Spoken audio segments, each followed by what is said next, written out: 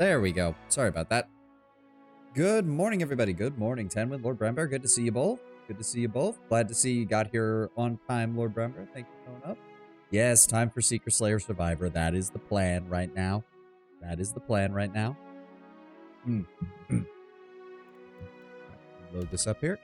And of course, you guys cannot see it, but I'm actually testing out my tracking right now on my phone just to see how it works with my just to see how it works with making sure my mic isn't getting in the way of my mouth when I'm talking.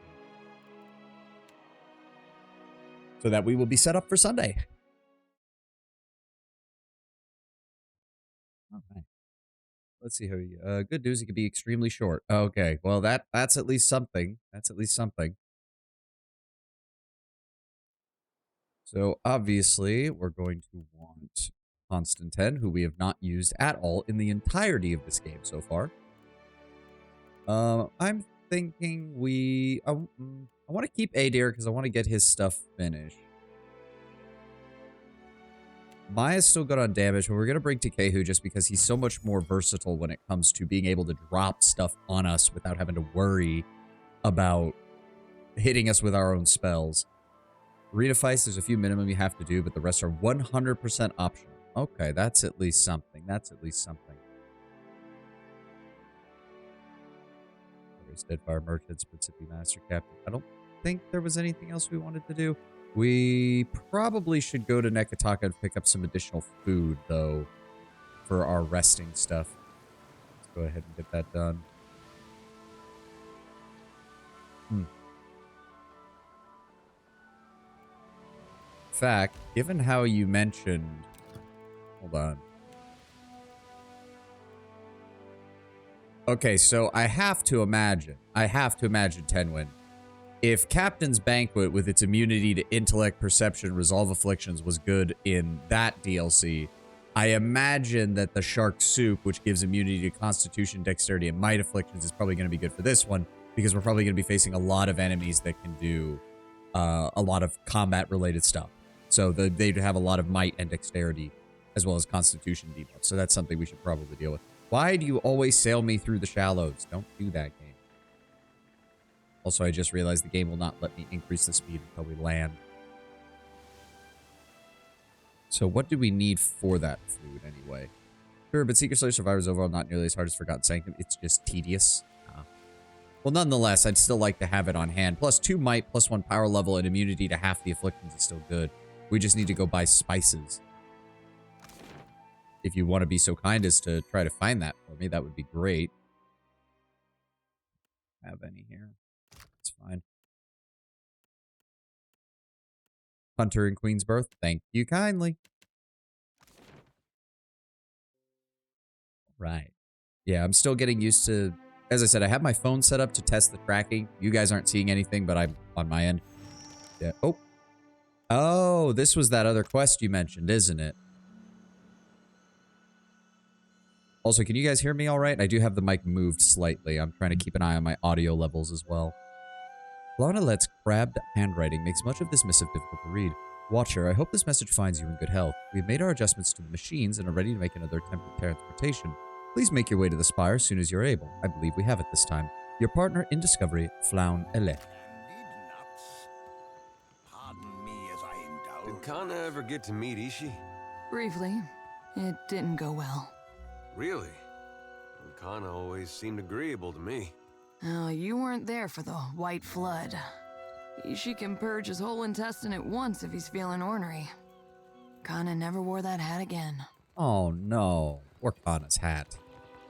What could Kana have done that pissed Ishi off? For the love of God.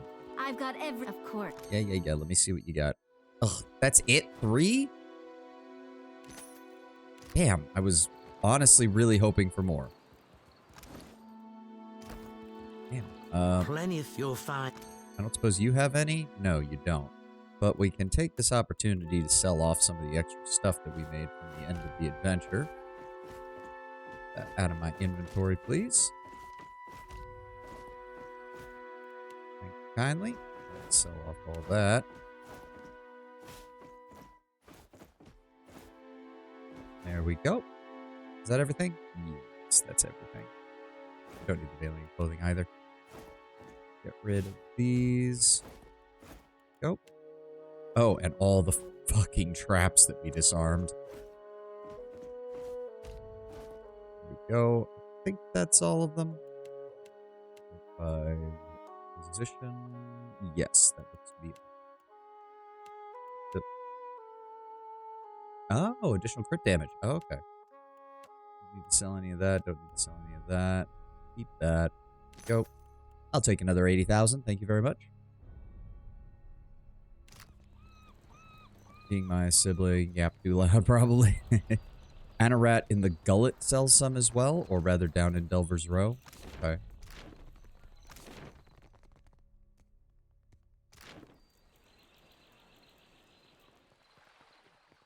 Light of spring, sun of the world, thou givest me life and purpose. Okay. God, it's kind of weird glancing down to see my model moving around. Delver's Row. Thank you. Assuming you can still shop there. Well, yeah.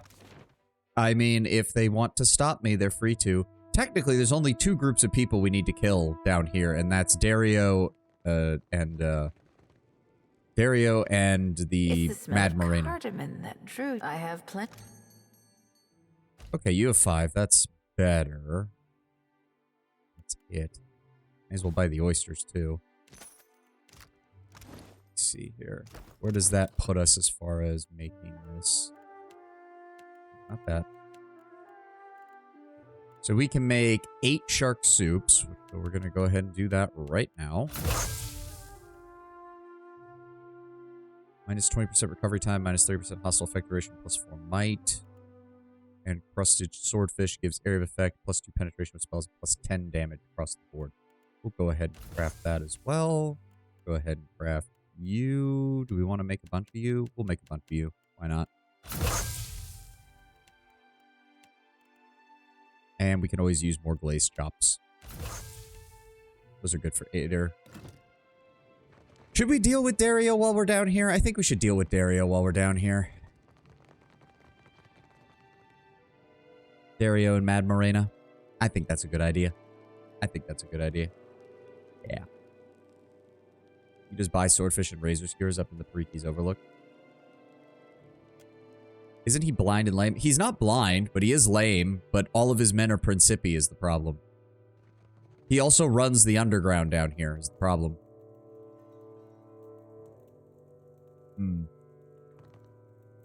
Mad Marina definitely though. Yeah.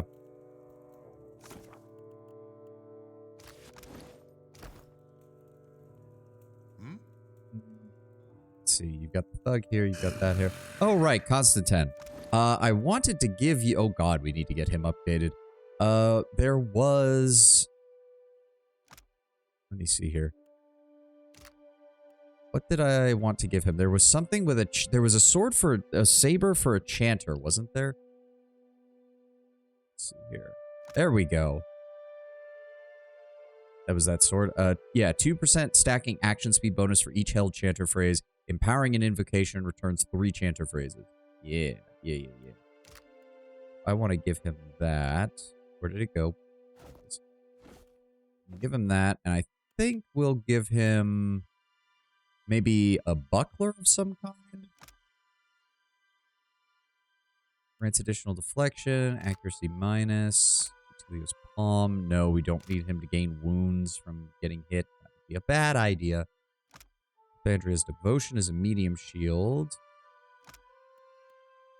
Does give a health restoration aura, but it's a very, very, very weak one. Incoming weapon damage is reduced as health is lost to a maximum of 15. That's not the worst. Grants defensive beacon, +1 armor rating, but not the wielder. That's still not that bad. I don't need him necessarily to attack a lot. I just need him to stand around and cast his spells. Then I'm thinking we want patinaed plate, maybe? Again, like, I don't really care about his recovery time. I just want him mainly chanting his stuff and providing buffs. That might be a good idea. 20% chance to stun attacker for 3 seconds when hit by a melee weapon. 30%. Wait. Yeah, 30% chance. Summoning dragons. Yeah. 2 armor rating against melee attacks. 20% recovery time. And minus 15% recovery time. Actually, I'm good with making him just sit there and not give a damn. Also, every time having a 30% chance to stun people when they attack you with melee is pretty solid, honestly. There we go. So we buffed the patinaed plate. It's already a legendary item, which is great. Looking good there, Constantine. Looking good. Did I want... if he's going to just stand around and do nothing most of the time, I'm gonna give him the Scourge weapon. Because it doesn't do much damage, but having the chance to... Firing 3 projectiles and having a chance to pause distracted on critical hit is pretty good. You give him the black armor set you originally gave Abelov. I already spent money on this. I'm good on this one. We'll try this one out. What else do we want? Weight of Revelation. Where did I get this one? I don't remember. Oh, that's the horrible one. No. We do not want that. This is your first time playing with Butterball here, right? Yeah, it's the first time. No, don't want that. +2 to intellect isn't bad. Okay, hold on. Okay, there we go. Head items first. Head items first. We'll go from here. It's 10% chance to reflect spells. That's not the worst idea. Also gives a random effect. Maybe. I wonder if we have any more that have auras, because he's already got the shield that's giving an aura. And he's got the armor that gives stuns if he gets hit. Do we have anything else that, like, adds to that? That would be kind of cool. Turn him into just a buff machine that I sit in the center of the party. Death runes. Being near a killed enemy grants temporary damage reduction. The fact that it's temporary damage reduction is kind of aggravating. +1 enemies engaged, +1 to intellect, +1 to perception. Not the worst. Is he a pure chanter? I thought he was. Yes, we made him a pure chanter. Because the second I saw this ability list for chanters, I was like, there's no way, like, unless you know exactly what you're doing for a dual class, there's no way in hell you'd have enough skill points. Like, there's just no way. Yeah, he's also a Scald, so he actually is, he does want to be in the melee. Melee weapon critical has a 50% chance to grant a phrase. Non-offensive invocations cost +1 phrase to cast. So yeah, he wants to focus on offensive actions. Dull the edge, blood point, low target. Yep. Immunity to concentration attacks for 10 seconds. -20 accuracy with disengagement attacks. That's not the best, but eh. Gain concentration at the beginning of combat. Okay. Let's figure this out. Mortal Will cannot be interrupted, but only when carrying injury.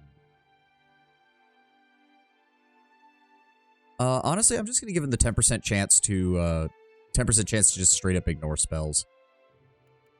And then we're gonna look at next slot items. Here we go. +1 armor rating against spells, grants Martyr's Memories, Sun's Blessing, Dawn's Reflection. -2% action speed and damage for attacker for 15 seconds when hit in melee. The problem is it only lasts for 15 seconds, so it's really not that useful. +1 to corrosion armor rating. All damage from acid or poison has 20% chance to be converted to 20% health for the user. I wonder, how do Chanters have access to good amounts of corrosion damage? I don't think so, unfortunately. Offensive invocation, that lowers armor. Non-offensive. It's summoning ogres. How can you justify that as non-offensive invocation? You're summoning ogres, for God's sake. Okay, so he's not going to be a summoner then, because the Skalds don't like non-offensive ones. So that's not going to do me much good. Non-offensive. Offensive, so that's electricity damage. That charms enemies for 8 seconds. That really doesn't help. The sound of their voice. That paralyzes a foe for 4 seconds. Not bad. Not bad. Claiming the summoning ogres is offensive is sort of racist. I may have to twit longer on that. Oh, come on, Lord Brown Bear. The ogres would see it as a compliment by saying that their inherent nature is one of strength and capability. Okay, no, he doesn't have corrosion damage, so that's really not going to help. Call the clutch. Once per rest. That's not the worst. Breath of Flames is also not bad as a backup AoE. But the problem is it does give burn armor rating and slash armor rating, so maybe. He's not a godlike, so that doesn't really help. No, that's once per encounter. You know what? He is a chanter. Beneficial effect duration and hostile effect duration is probably good. And it gives him additional intellect. So we're going to go ahead and put that. Your capes. Bloodfire, that's the one that converts burn damage into health. Yes. All defenses except deflection increases with the history skill. Oh, I didn't even think about what skills I want him to have. He does have history. It wouldn't be the worst then. It would boost all of his other defenses except for deflection. We'll keep that in mind. Grounded. Health restored per 12 seconds. Grant Steeled in Darkness, which is +2 to stealth. Actually, yeah, I like that. So we'll just need to remember to raise his history stat. And then hands. Apply Terrified. No, that can harm you. +1 to might grants Reeling Blow, which is a stun. Dexterity, alchemy. Well, but 50% health, 5% chance for incoming ranged weapon attacks to inflict 0 damage, +1 deck. Oh, that's actually not bad. I like that. Yeah, I like that. Okay.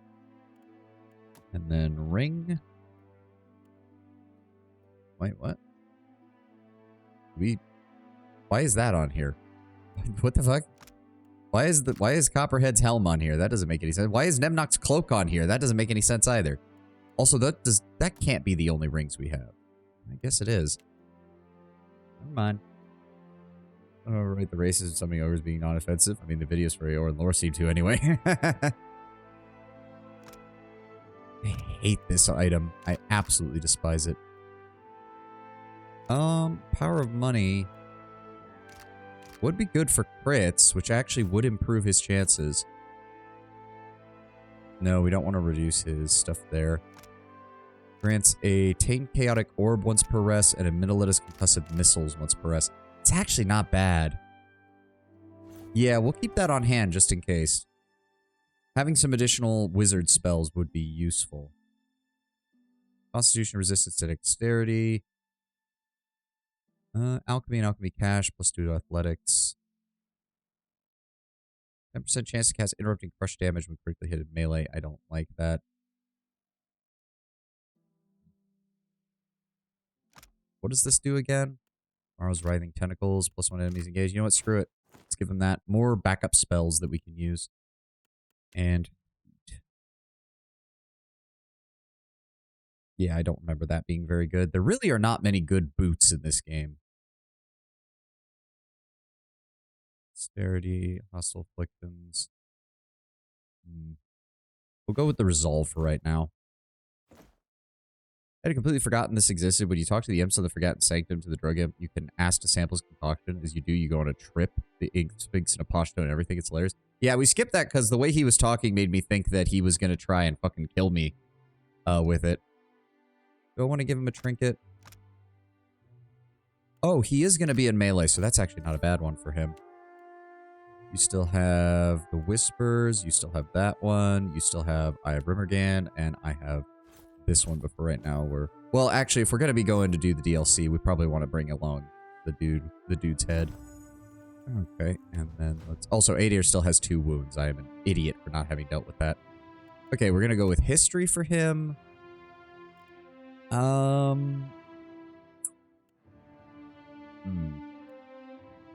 got Maya for survival. We got Adair for streetwise. We really don't have religion, but I doubt that's going to come into play much right now. Arcane, maybe? Okay, who's got explosives, so we don't need that. Yeah, just to cover our ass in case Arcane shows up, we'll do that. Okay, now, what do we have here? Non-offensive chads are not priority. Foe AoE frightened for 15 seconds, and can be later upgraded to reduce their defenses. Thunderous Invocation requiring 3 phases, gives a damage stun AoE with a push, and gains an accuracy bonus. Okay, that's nice. That's nice. I do like the reducing armor, though. That seems like it would be useful. Will defense, fortitude, reflex. Oh, friendly aura. Oh, but it only... Oh, no, wait. Books of primal energy causing allies within range to benefit from constant health regeneration while the chanter is chanting. One health per second for 10 seconds. Lasts 6 seconds and lingers for 3. So in total, that's what, 13 seconds worth of healing? As long as he uses it a lot, yes. That's only for ranged weapons. That doesn't help much. Resistance to resolving constitution afflictions for 6 seconds. Blessed was Wengerd, quickest of his tribe, additional stride, and reflex. I think for right now we're good. That restores health and deals raw damage on enemies, so that's already a better heal. Or almost as good of a heal, and it deals damage. He has immunity to concentration attacks, he has reduced enemy damage, and he has lower disengagement, so those are good. 3 bolts of lightning. Yeah, we'll go with reducing their armor. Fully increase that. Increase that. Then we're going to grab the shield cracks, which is... Each time an enemy takes damage, the effect's duration is increased. See, that's good. That's good. I like that. And then we also have access to 15 damage as burn. Foe target weakened and -2 might. That's not bad. Friendly aura, +10 deflection, +1 enemies engaged. That sounds really good. Shaping and tumbling. We're gonna go with that one. More history, more arcane. We'll deal with the chance later, game. Go away. It's a non-offensive. It adds strong and steadfast. You think that would count as offensive, but apparently not. Okay, so he does not want summoning. He wants damage. That charms enemies. That's a non-offensive one. Completely forgot. I wonder if being an Alpaska monk affects it. That would be interesting if it did. Gains an accuracy bonus. May as well grab that. It's the higher rank of that. We gave him a saber, so we're gonna go ahead and add that to history, pain. Okay, we've got a new power level. Maximum health. Reduces time it takes to complete a spell's cast. So, do chanter stuff count as spells? So I imagine that would actually help. Resistance to dexterity and might afflictions. 10-point all damage shield for 10 seconds. Random effect of burn damage or slash damage. We'll grab rapid casting. Non-offensive. Non-offensive. Non-offensive. Oh, that's offensive. Be frightened. And then upgraded form gives them a penalty to all defenses. Not the worst. Attack enemies in 7 directions around the channel with bolts of freezing ice. Foe target. We'll go with that. Give us some alternate damage types. History and arcane again.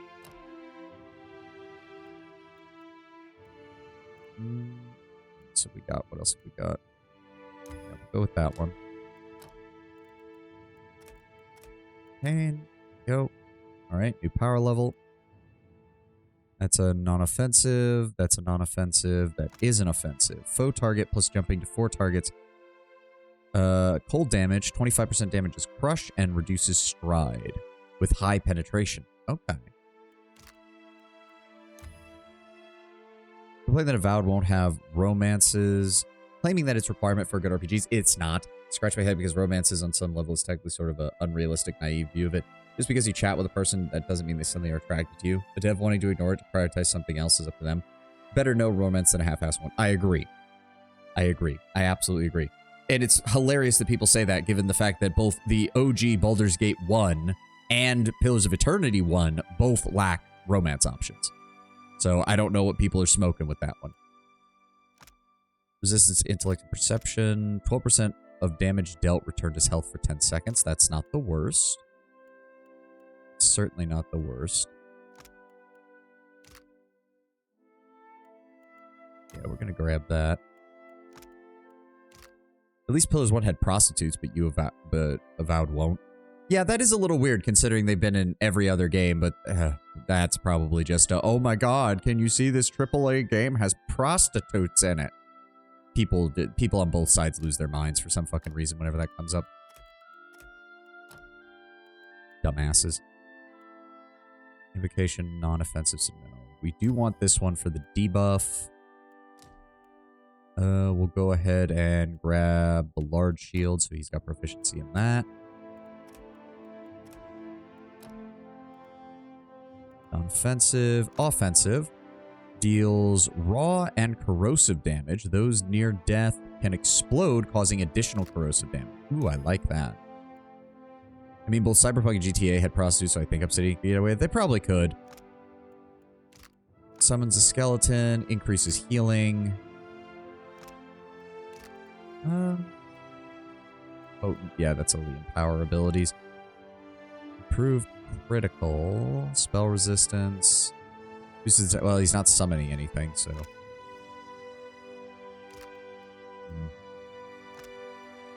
You know what? Yeah, we'll also get the resistance to... Well, plus 50% healing is actually pretty good. That's actually a lot. Aren't anti-sex we've seen with Baldur's Gate 3, but circling back to the companion, if they aren't charming and I don't have the option to kill them on a whim, then it's a negative. Anti-sex, no. Hypocrites, 100%. Yeah, the constant complaints from people where it's like, oh my god, anime games are so sexualized. By the way, did you know you can fuck a bear in Baldur's Gate 3? It's like, isn't this so amazing, guys? It's like, you all are just assholes. You're all just hypocritical assholes, and I don't have to listen to you. Goodbye, gaming's journalism. As well as most of their hanger-ons. We don't need that. We don't need that. Let's get the upgraded form of that. Oh, which does cost the same amount. Oh, nice. So you don't lose out anything on there. Let's go ahead and add that in. Summons are not the worst, actually. And it doesn't, since it's a chant, it doesn't work against his abilities. No Ogres or Drake. Well, as I said, Tenwin, all of the summon spells count as non-offensive invocations, which cost an additional phrase to cast, whereas all of his offensive invocations are at a -1. So I've kind of been incentivized to take direct damage abilities and support abilities that directly, like, debuff the enemy.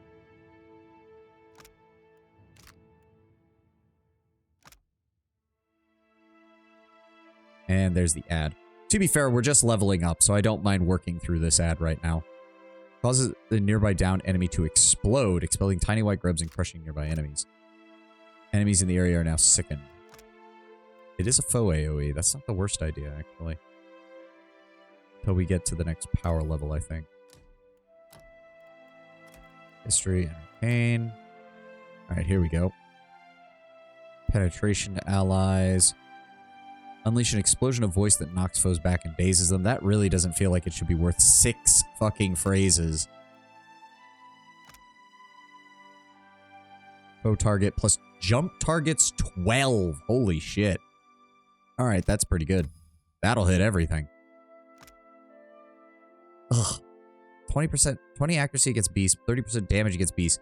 Why is that a tier 8 fucking ability? That is... Why? That's like a tier 1 ability you should be getting. There will be a fair number of beasts in the DLC. Well, thank you for the forewarning. I guess we should grab it then. That's still, like, that should be like a tier 1 ability. Tier 2, 3 at most, because it does give 30% damage, I guess, but... Like, that is not something that should be all the way up there at the top. That's ridiculous. I thought we grabbed the skeleton. Huh. Weird.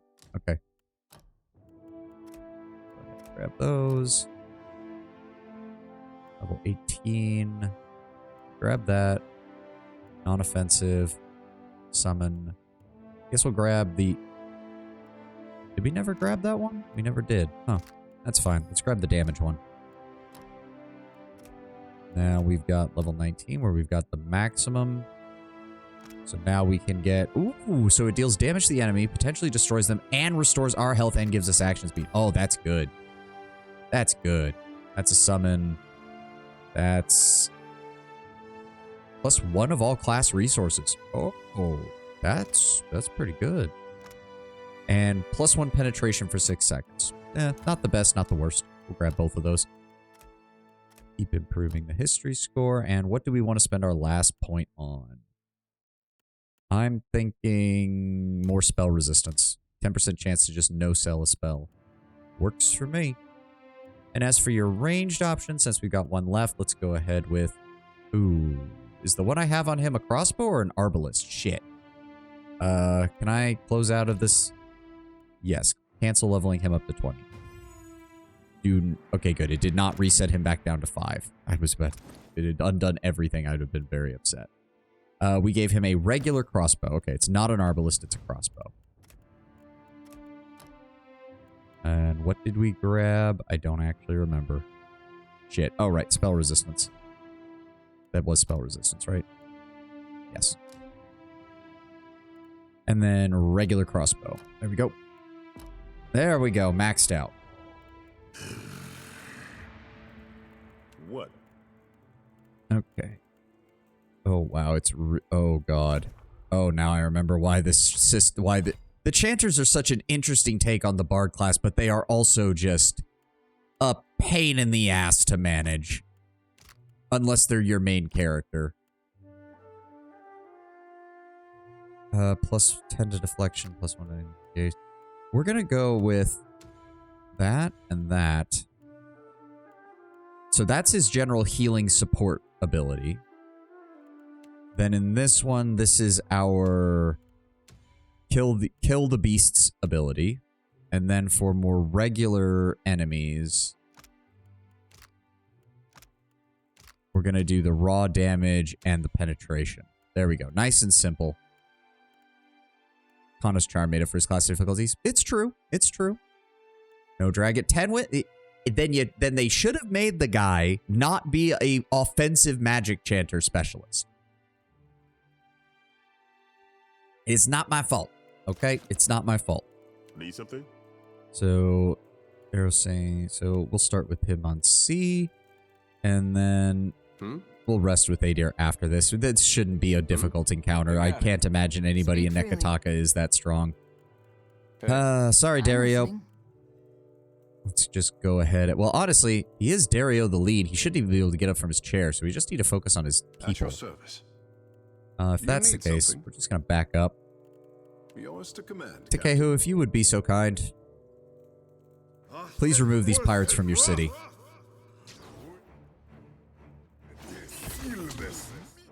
That must have hurt. Oh, he's dead. They're dead. Zap. Goodbye.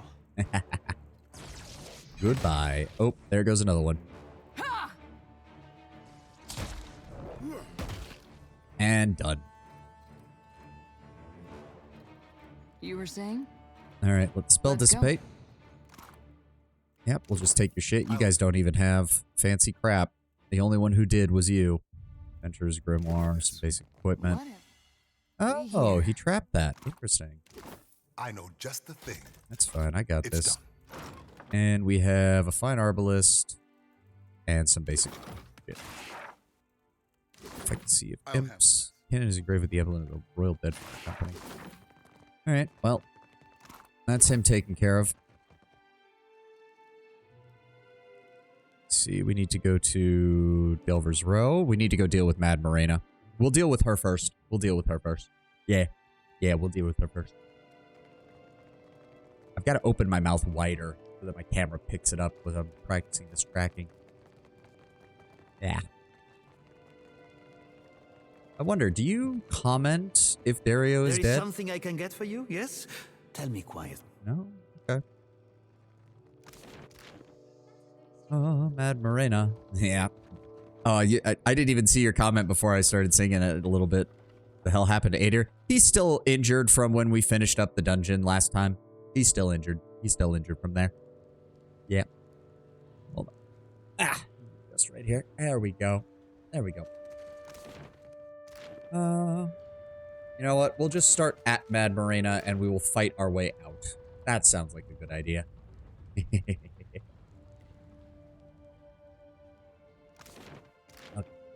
God, I forgot how big this area is and you have to cross the whole thing in order to get over here. Because if you don't, then... Oh! Could be a fight. So... Okay, never mind. You guys, I don't know what... I'm confused. Is it because we attacked Dario? I think it's because we attacked Dario. Imagine if you had tried doing the Oracle at the normal difficulty. I don't want to imagine.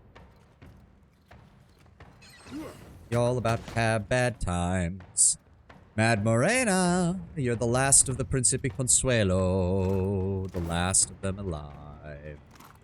And that's going to be it. There will not be much left. What's in here? Oh, pigs. That is a lot of pigs. Holy shit. Takehu, would you mind just exploding all of them? That would be great. There we go. That makes things easier. Still got it. Come on. You got this, Ader. There we go. Ishi, get over here. Nope. You attack me fast. There we go.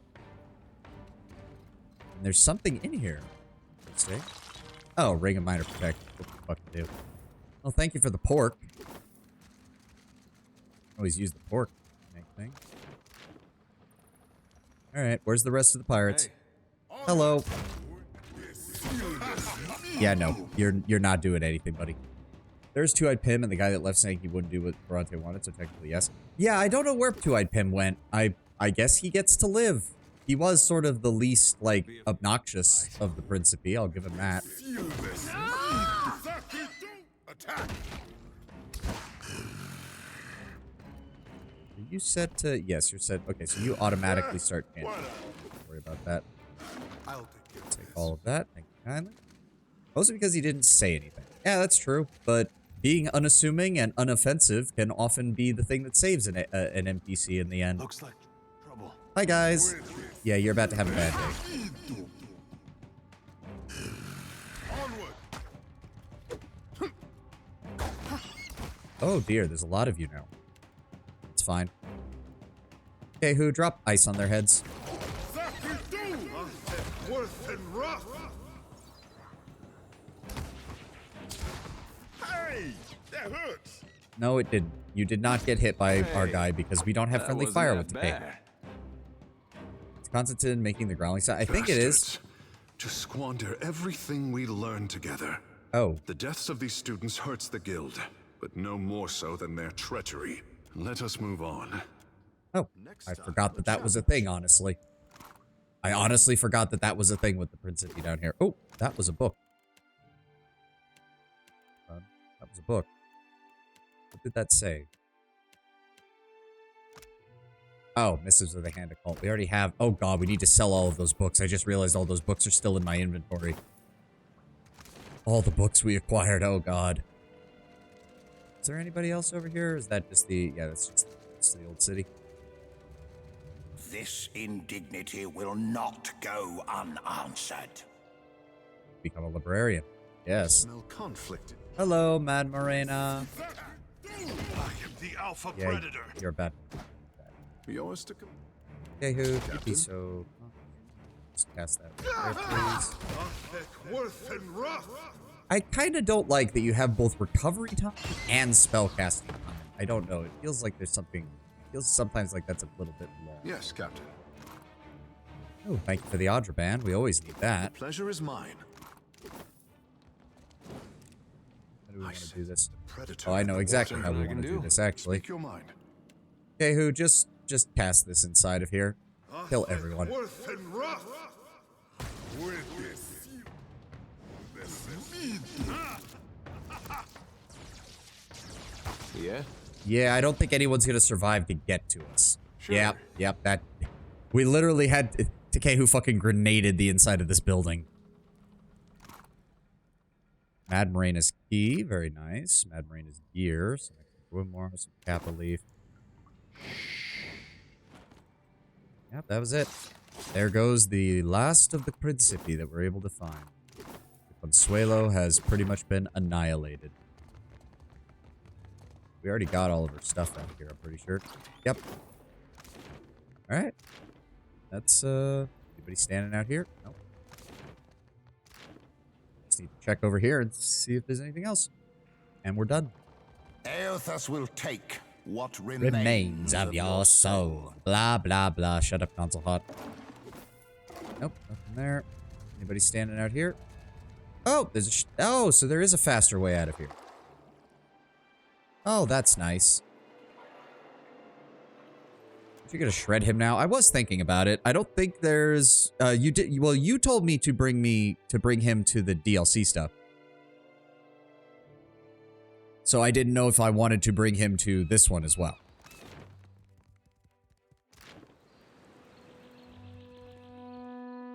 It also occurs to me we could rest at the bathhouse to get the really nice power boost out of that one. But if you want to shred him, you can do it now. That sounds like a good idea. His overlook.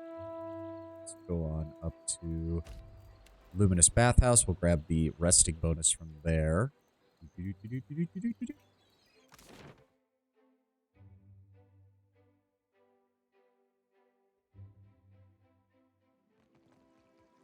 My friend, you returned. Of course you would. Oh, just right. Speaking of Steward. Right. Would you care to enjoy the baths? There we go. You think this place works on bunions? I don't need to know about your bunions, Constantine. Or Constantine. Whatever. I don't need to know about your bunions, okay? Alright, everybody's healed up. Everybody's good. Max in power points, max discipline, max guile, which is always very nice. Remember when 1,000 copper was a lot of money? Yeah, I remember that.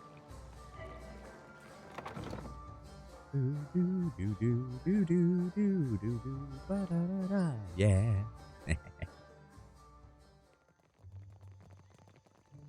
I'm still getting it. I definitely need to get like a bat. I need to get a light set up. Oh, right. Swordfish, you return. Yes, I do. What else do you have that's good? Let's buy a couple of these. Let's buy a couple more of these. Fried ugly, glazed chops. I'll buy a couple of glazed chops, actually, because those are actually pretty good. Mariner's Porridge, we got plenty of that. Hearty Breakfast, got plenty of that. And Seafood Stew, we don't really need. Let's also go ahead and sell off all the shit that we just acquired. Sell it all. Sell it all. This basic junk. Go. Got everything? That does appear to be everything there.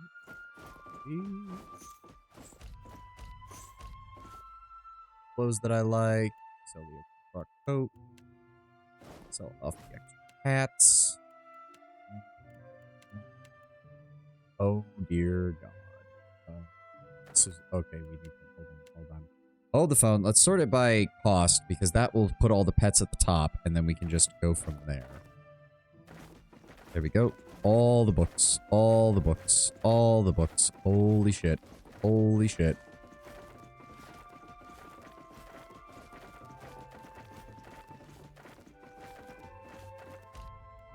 There we go. Whew. And that's everything. The rest of the books were quest item related and stuff, so we can keep those.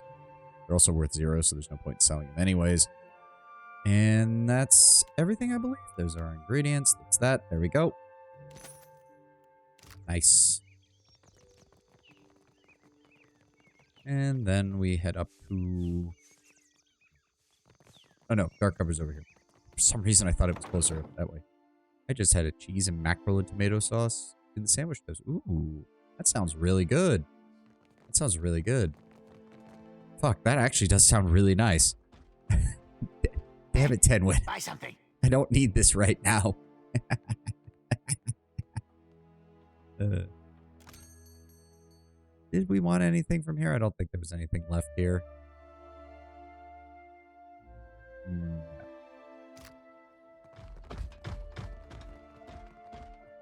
Actually, people around.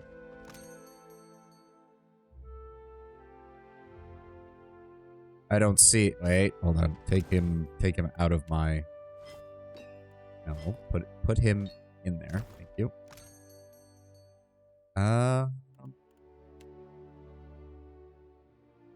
We can't. Fuck. Oh, that's bullshit. Oh, that's bullshit. That's bullshit. We can't grind him up. Damn it. I was looking forward to that. Oh well. His raw damage ability is nice. Like, raw damage is nice. Oh well.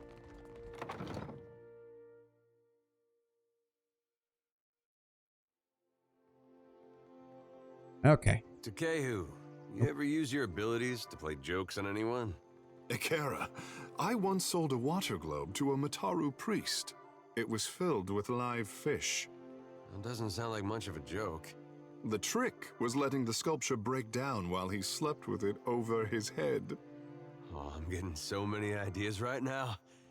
How would you feel about betraying the Watcher's trust? Hey, Dare, I'm only going to say this once.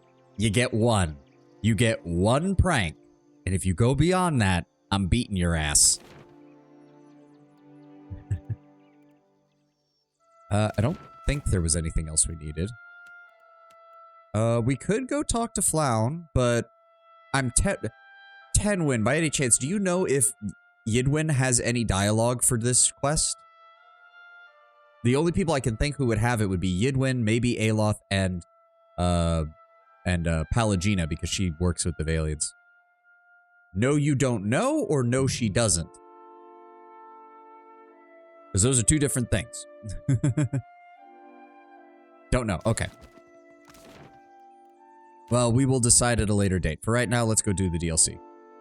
Definitely bring mine. Trust me on that. Really? For the teleportation quest? Okay, I'll take your word for it, Lord Brownbear. Most people don't use Yidwin after Beast of Winter. That's true. That's a shame. What were we doing? Right, we need to actually head over here. Maybe we'll kill this Principi captain along the way after all. We could use some money. And I could use some stress relief before we go into the DLC. Yeah, you know what? Come here, buddy. It's been a while. I haven't done any major boarding action since we fought all those Crookspur captains back in the day. Get back here. I see you. You can't escape me. You can't escape me. Get back here. Oh my god, you're a 4-star captain, but you're only 8th level. You are in so much trouble, my dude.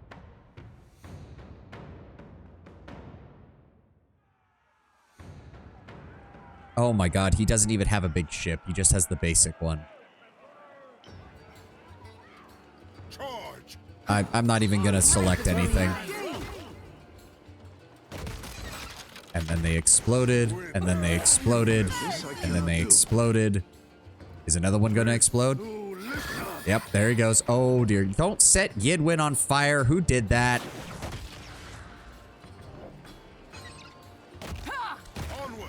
And then he goes explode. I think there's one left. Yep.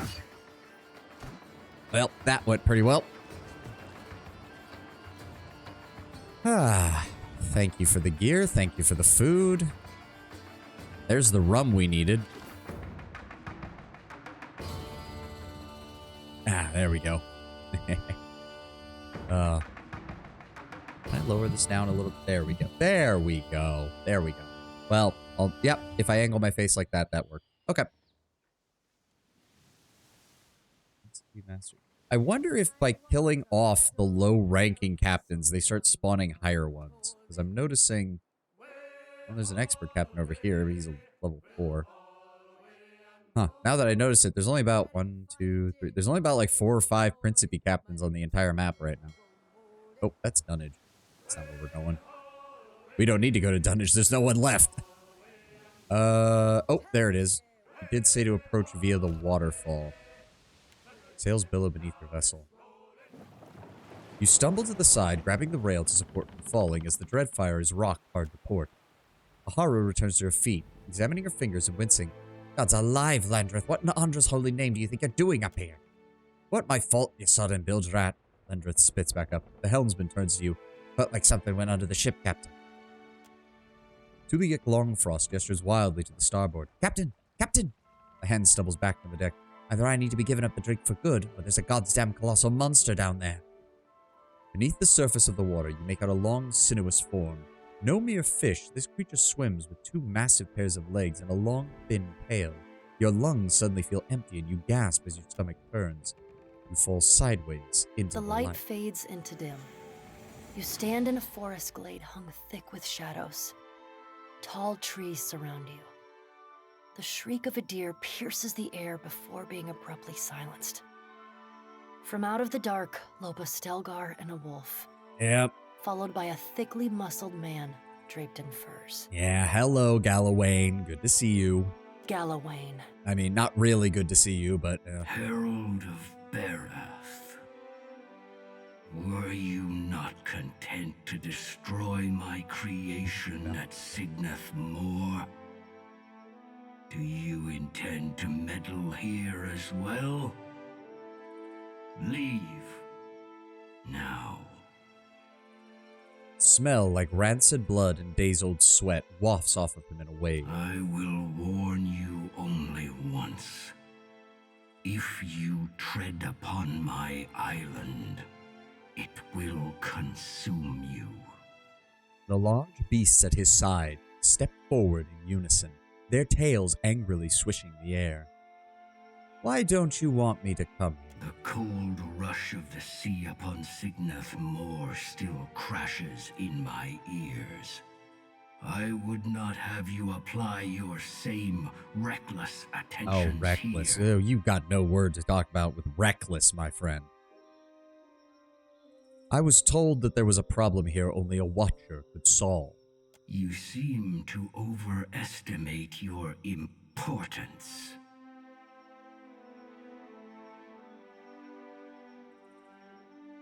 Wonder if he'll actually recognize that.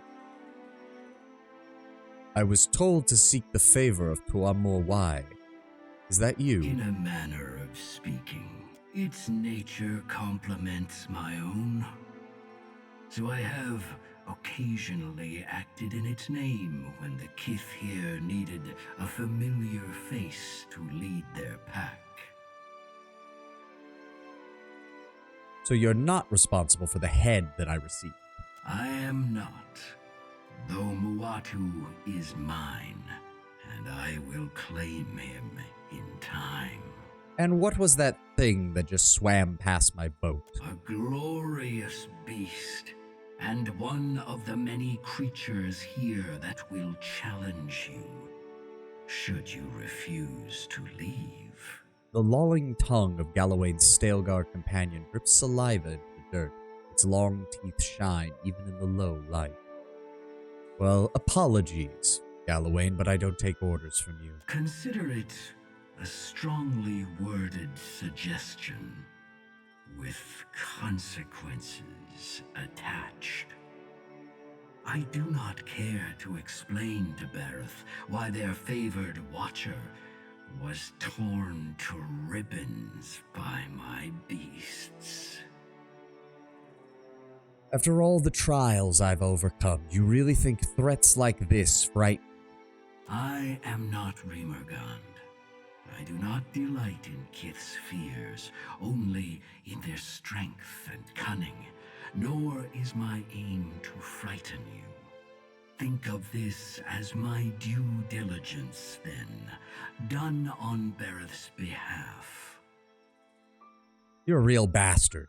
You all are. We may have been created by Kith, but our power is no less real for our origins. legitimate or no, we are gods still. No, you're just very powerful, Kith. Quite frankly, that seems to be the only conclusion I can come to regarding you. You are just as bad as your original creators. You're just everything they were amplified and given more power. Power that you didn't earn, you just accumulate, essentially, by sacrificing vast numbers of your population. While you rail against us for our callousness, our supposed cruelty, you fail to understand a simple truth. His voice drops low and seems to come from all around you in the creaking of tree limbs and the hum of insects. We are you. Yes, which is why I think you're so cruel and stupid and assholish and a total bastard. Are you saying this as if it vindicates you, Galloway? No. This condemns you. It means that I no longer hold the gods to the standards of gods because I shouldn't. I hold the gods to the standards of Kith. And by the standards of Kith, you're all murderous fucking assholes. We are made in your image. Again, you are not solving your problem. All you're doing is vindicating my hatred of you. What you detest in us, you detest in yourself. Correct. I do detest tyranny and authoritarianism and controlling people's lives and treating them like pawns on a chessboard to be sacrificed on a whim. Yes, Galloway, I do hate that kind of thing, which is why I hate all of you. I have warned you. May aught that follows be on your head. No, actually, Lord Brownbear, I'm going to say it's somewhat worse than that because he's saying I'm a god, but I'm just a projection of everything Kith are. It's like, you think that vindicates you? You think that forgives you? No. If anything, that just confirms my own hypothesis. I treat you as if you are Kith, which means you're all murderous assholes at best. And at worst, for people like Skane, Wodaka, and fucking Rimmergand, you're all just psychopathic morons destined to try and bring about the end of existence. With a sound like a thunderclap and a bright burst like lightning, the forest disappears, and you are thrust back into your body. Ugh. You blink against the fading flash. When you can see again, you find your hands bloodless and aching, gripping the railing of your ship. Your eyes trace the giant lizard's path towards the nearby island. It seems to be swimming north, away from the waterfall. You lose sight of the beast as it plunges into the depths. Moatu's voice seems a mere whisper after the power of the gods.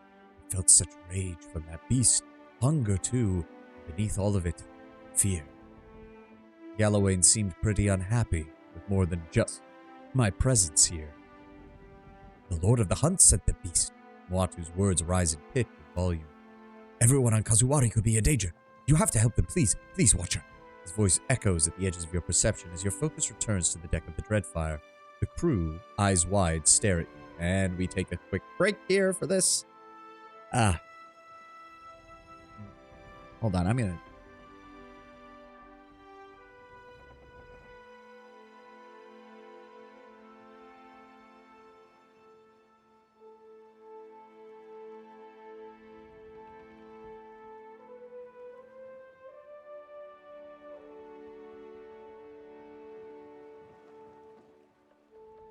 Sorry, I needed to adjust something real fast. There we go. Good time to do it. If you had helped Galloway in the first game and helped him with his undersea road, he'll be completely fine with you entering the island. Well, he can get the fuck over it.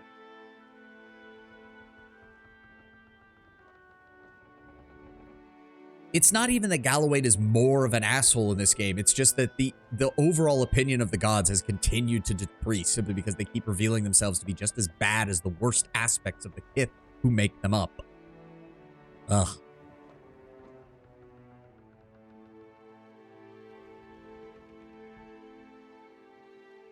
Doing Galloway's option in the first game is basically empowering yourself. Technically, it's empowering yourself. Technically, it's empowering the Deerwood. I can at least see if you're playing like a very pro Deerwood game why you would choose that option, because again, it is basically the option of, look, all of these souls are going to go to waste anyways. May as well make something out of it.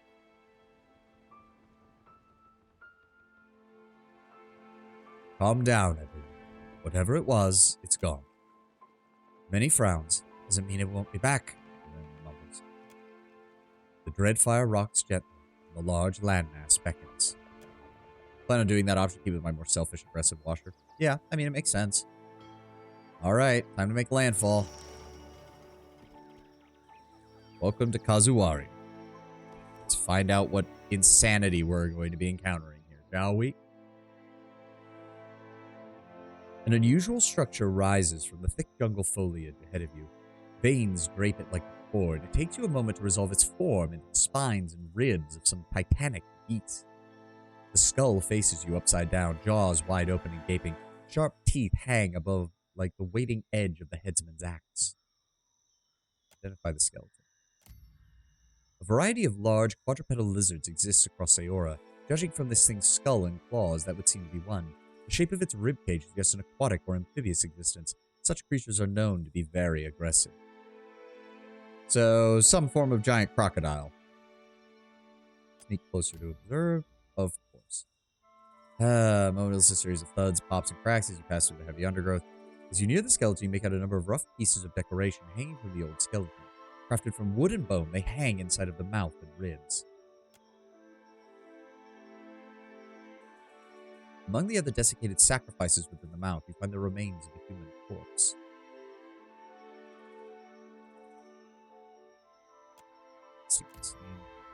The hoof prints of numerous boar across the space, overlapping with those of Kith on various sides. We have no... Yeah, broken bones, obvious stamens. You could do that painfully, so that doesn't help. Examine the decorations. At first, the rough-hewn simplicity of the ornaments reminds you of wilder totems, but the fine etchings in the bones seem indicative of Puana. You discover several effigies that appear to be boar-headed Kith. Oh dear, is it going to be Galawain godlike? Let's see if we can loot the body. The man's pack contains little more than a grappling hook and some rope, but tearing out its false back reveals a large collection of carefully packed here wooden coins. Nice. Ooh, golden dupes. Alright, then we'll fall back. Oh, so now I can select this as a... Oh, fuck you, game. As you make your way silently through the undergrowth, you overhear a group of Kith nearby. You see them moving quietly among the trees, draped in hides and onto the hunt. Step beyond godlike? Ooh. Oh yeah, I suppose it could be druids or something. Approach openly.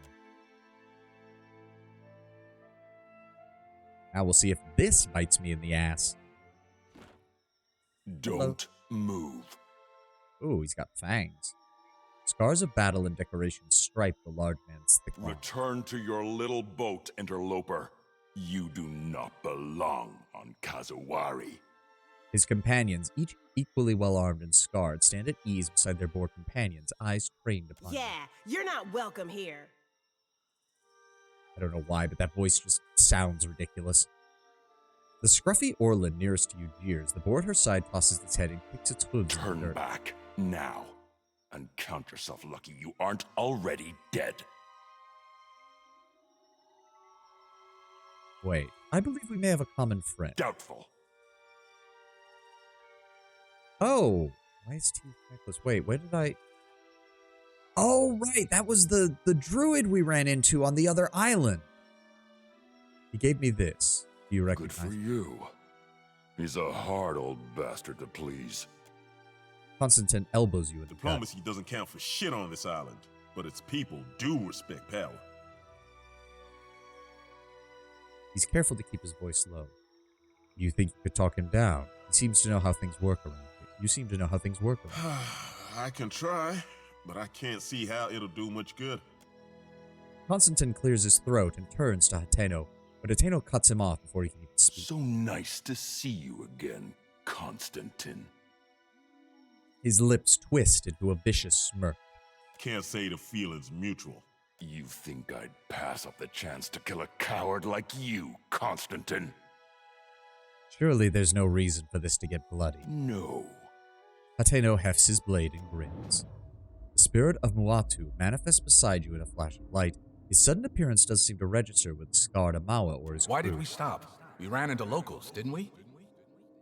His straight up know him. Yeah, that, I mean, I kind of figured it had to be something because Constantine made too many comments about Muatu's head appearing on our ship for me to think that something wasn't up. I doubt they'll listen to reason. Best to kill them and be done with it. I'm not going to kill them. Skabil and Hateno exchange frowning He glances. seems a little off.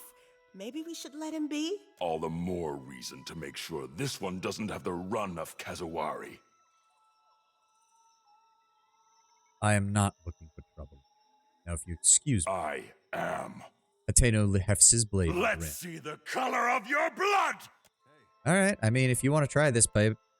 If you want to try this, be my guest. While they're going to run in.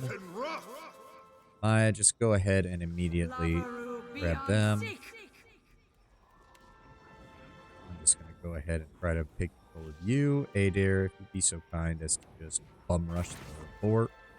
And Constantine, I don't even know what to do with you, so I'm just going to let your AI do what it wants.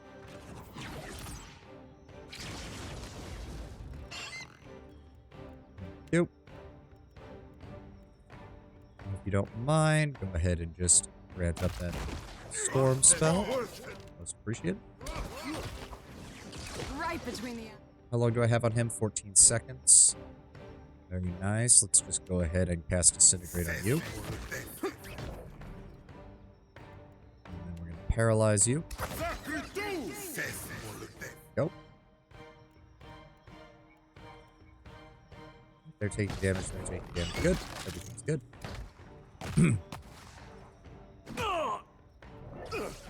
Yep, you're an idiot. All right, take down. Oh, you fucking... Oh, right, that was the one we mind controlled. I forgot. Attack. You disintegrate you next.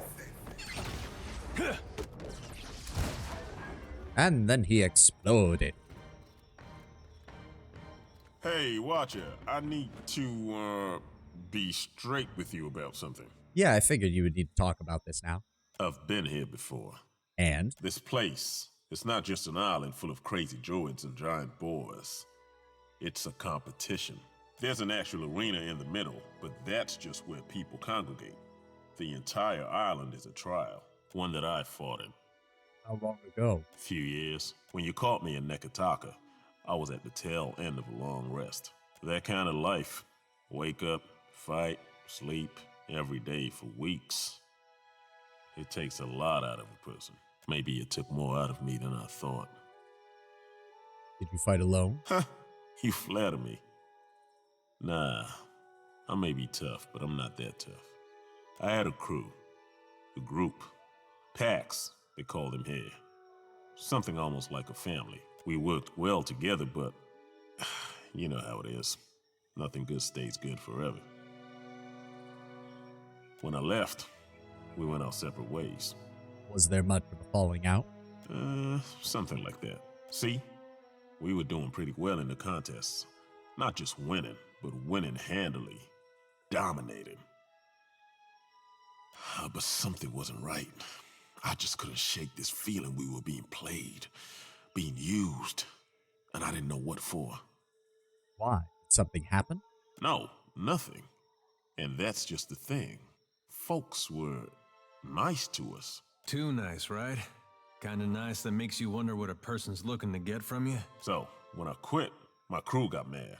How can you give up? We're nearly there, that kind of stuff. But I had to trust my gut. Couldn't go dying and leave my pa alone, could I? I'm past the age of chasing glory, Watcher. Let me make a little coin, settle down somewhere with a view. Shit. Maybe I'll go back home to the Pearl Coast. Haven't been there in an age. So how do you win the fight? I'm standing here. Wait, I'm not dead, am I? You look perfectly alive to me, Constantine. Had me worried for a second there. Man said, she.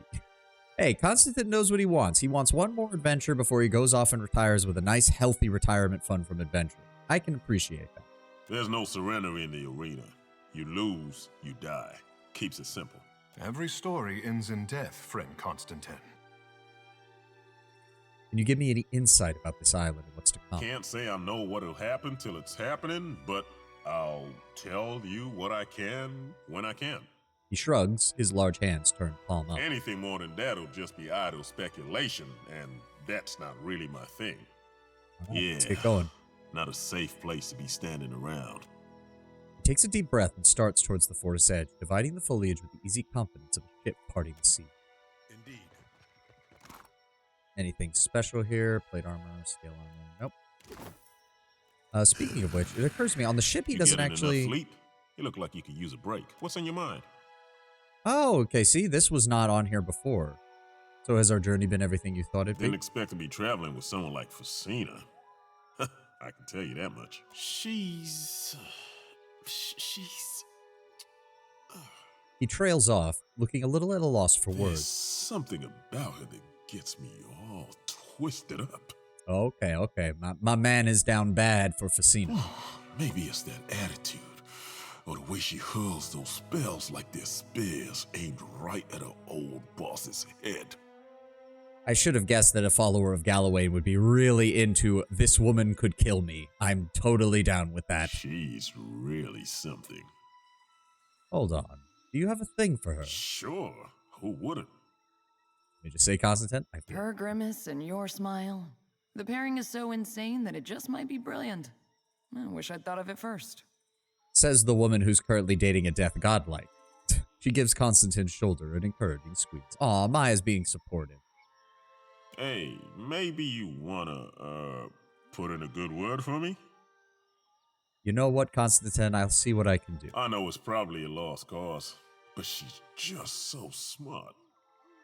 Beautiful, too, but that goes without saying. Damn! Don't count yourself out, my friend. Who knows? I'll play it cool. I could do that. Tell me about the crew you ran with. You don't want to hear about that. It's ancient history at this point. He shifts his weight from foot to foot, not quite meeting your eye. Ouch! Watch her! He laughs, a deep rumble that shakes his whole body. You're not wrong. I'm not much of a leader. The voice tricks people. They hear the power in it, want to follow. But you were asking about my crew. Well, there was Salis, an old elf from Adir. Could do wild stuff with a bow, backflips, trick shots, stuff you'd only see at a traveling show. Then there were Perso and Claria, twins from Old Valia. Probably carried a library's worth of grimoires between them. Then, there was my sister. That was very awkward. She thought those fights were gonna fix everything short of bringing our ma back from the grave. Oh, we're gonna run into his sister here, aren't we? That or we're gonna find out she's dead. See? There's a certain glory that comes with being a champion of Kazawari. And with glory comes money. Usually. You'd be surprised sometimes. We could have put our pa up in a nice place, maybe even gotten him a valet or a steward. Someone to help him hunt and farm so he could focus on tending his bees. Didn't work out like that, though. And she wouldn't forgive me for it. Haven't seen her since. Not sure how my letters are gonna find her now that we spent so much time on the move. This is weird. This is like a conversation we could have had on the boat, but then every time I tried to talk to him on the boat, he didn't have these options. Weird. His expression softens and his eyes take on a distant, unfocused look. He frowns and turns away. Need something? But we weren't done. Looks like some. What's on your mind? Oh. Oh, God. Oh, okay. Hold on. Let's just keep moving. Let's just keep moving for right now. If we get the chance to talk to him more, we will, but I want to keep making progress. Sorry, Constantine. It's nothing personal. It's a bit funky. These dialogues don't really unlock until you start the DLC. That would explain things. Waba Maha Depths. What the fuck is that? Close in the space of a cool faded stone dais cracked by roots and dappled with moss and dirt dominates the clearing. A pair of worn statues crouched on the cat's missing eyes, ears, and in one case a claw flanked the stone well. Moatu's quiet voice plays at the edge of your hearing. This well draws strength from beneath the crucible. It could offer ingress. Careful. Search for traps. One of the stone sinks when depressed, an ancient pressure plate. Nothing occurs, however, when you do so from a safe distance. Perhaps some previous explorer disabled the trap, or perhaps some mechanism simply failed over the centuries. Statues. Rendered in an abstract Moana style, the markings along the flanks and jowls suggest that these sacred beasts, the spirits of the jungles, the guardian of the well. The well stands barely a yard in diameter. The mortar between its sides cracked and gray were not entirely absent. A few rocks have crumbled away or been removed. You hear the sound of running water from the depths. Inside, a stream flows far below, a faint incandescent shimmering line along the well's cylindrical interior. While a grappling hook could certainly be lodged into the well, the integrity of the side seems to be suspect, and you're not sure that your longest rope will reach the bottom.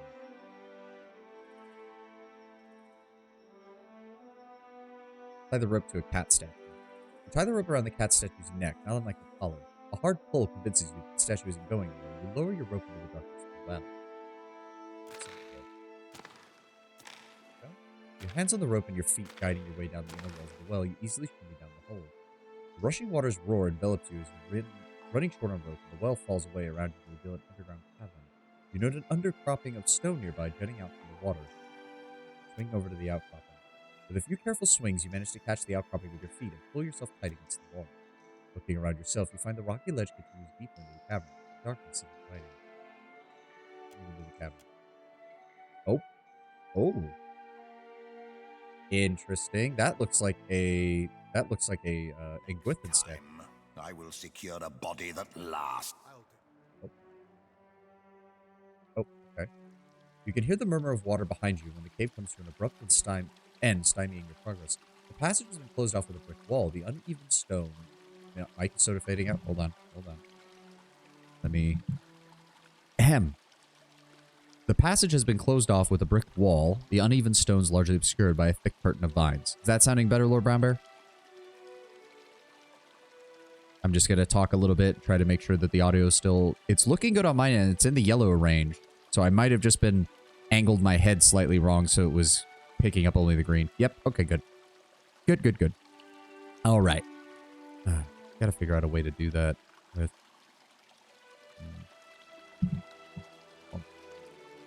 Lower that slightly, and then if I angle my head down, okay, that's a bit awkward, but I'm gonna have to get used to it if we're gonna be doing the VTuber setup on Sunday. Where was it? Do I have alchemy? I don't think I have anyone with alchemy. Yeah, no. We could burn him with that. Hack through the mines with a weapon. Let's go ahead and burn it. Takehu has, yeah, boiling spray. With a few chanted words and hand signs, Takehu conjures a flame to burn away the vines. In their absence, the walls lose much of their cohesion and collapse. Little light is visible through the hole in the wall, but you can make out a sound that could be the babbling of water or a pip. Let's move carefully here. Where the hell did we end up?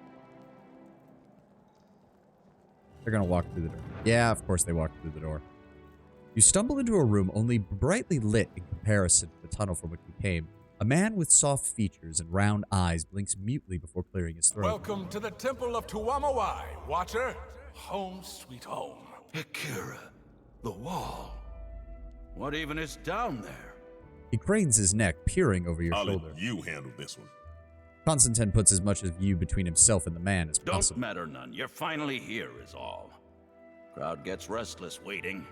You best get out to the pit. What? Pit! Go out to pit! He jerks a thumb at a nearby door. I think you have me confused with somebody else. Akira, you're in Challenger's chamber, yeah? That makes you Challenger. Beyond that, don't matter none. You having second thoughts about the right? Stop. It's too late. He gestures sharply at the portal behind him. Everyone champs at the bit to see you in action. Best not to argue with him, Watcher. Some of these folks got short fuses and itchy sword arms. Then what is going on here? You're gonna put on a show is what? Look, you're all wobbly in knees in face of death. I understand. But you should have thought of that before you entered arena. The Amawa stabs a finger at the archway that takes a step back, brushing his hands along a column as he does so, and the door closes between you.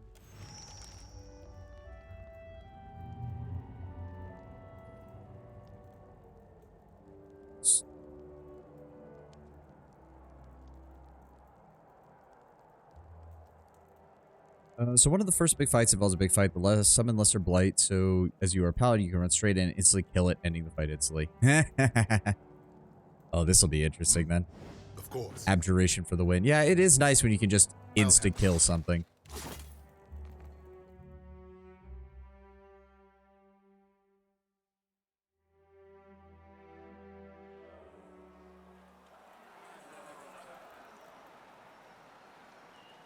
A new challenger joins our eternal hunt. Okay. As is tradition, the primal elements shall sort predator from prey. Triumph or perish. There is neither surrender nor retreat. Oh, great. Galawain has a fucking servant or something here. The Tyrant of Decay. This looks like one of Rimmergan's people. It is the first... Okay, so just... Okay. Sounds good to me. We could do a lot worse than put these... Why did... I told you to use that, please. There we go. Zap. Goodbye. Oh, they put ward stones in these fights. I hate that. Ooh, and we get stuff automatically. Get some money. We get a bunch of crafting materials. Oh, that's nice. Thank you, game. Thank you. You have completed the first examination. Well done.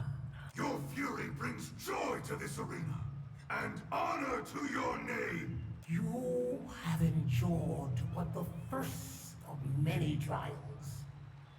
Return when you are ready to face your next challenge. Well, that was easy.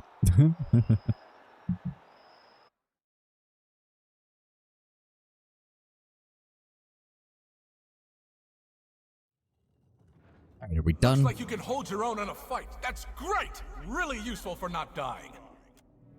The guard from before sheepishly rubs the back of his hairless head. You are alive. Praise Toamawai.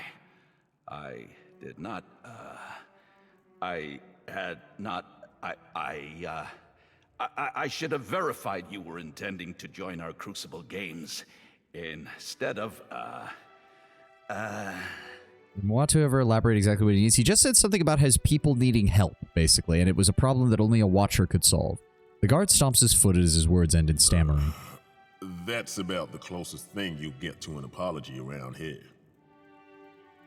No apology needed. Just point me at whoever's in charge so I can talk to them. Yes, of course. Toamawai truly rules this place. But Humaire deals with matters that pertain to lowly kith. Humaire wants to bend your ear. You go find her in Hall of Memories. Straight past me. He frowns and rubs the back of his head, clearing his throat. Also, sorry about before.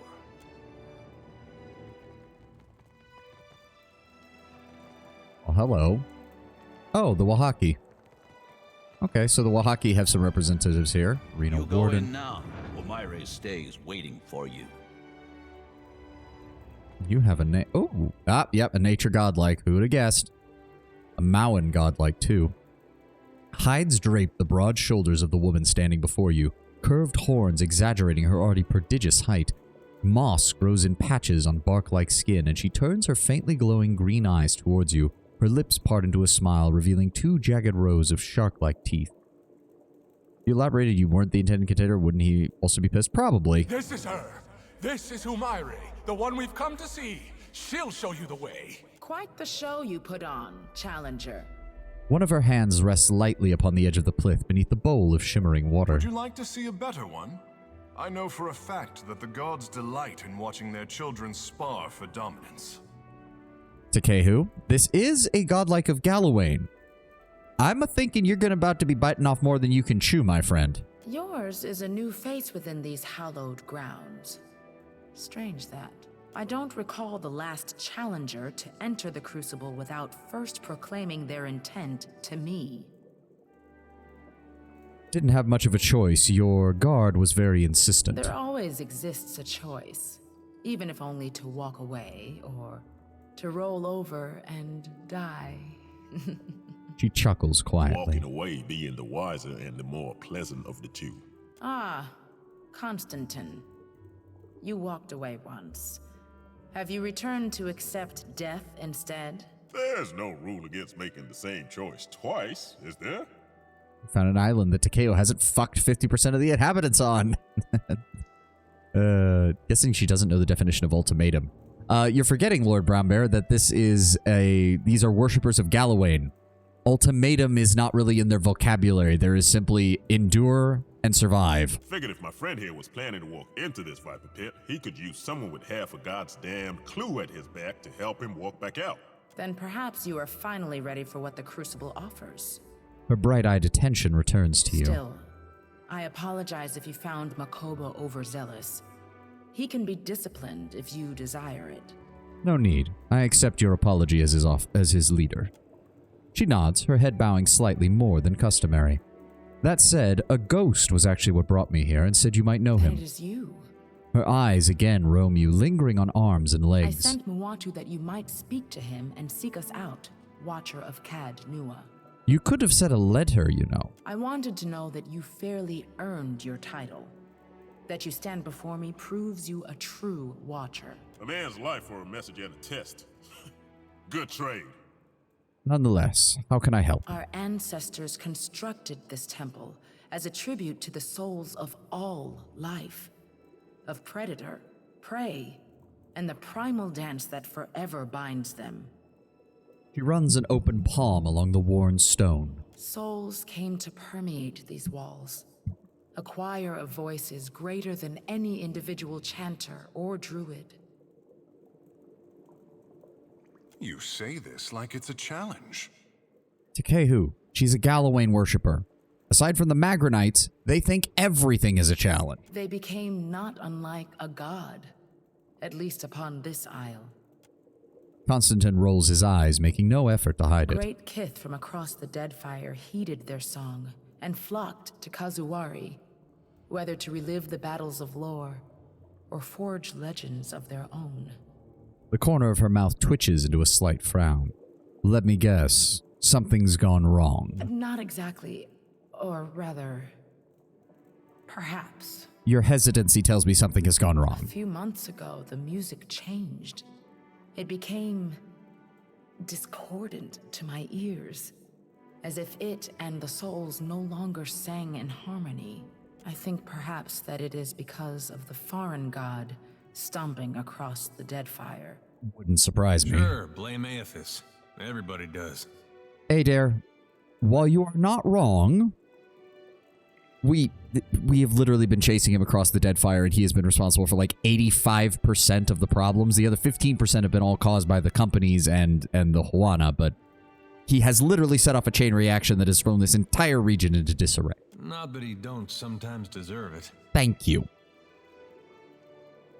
If the spirits sang the song, how can it be out of harmony with them? Therein lies the mystery. Why has the song changed? What does it herald?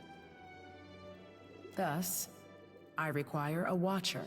More stories get told of the Watcher's abilities than there are islands in the Deadfire to hold them. Those that claim the mantle for themselves almost always prove charlatans or lunatics, or both. But if the tales of communion between Watchers and lost souls hold any truth, we might uncover what ails this place. And we've got our little break here. Stretch, stretch, stretch. Oh, here we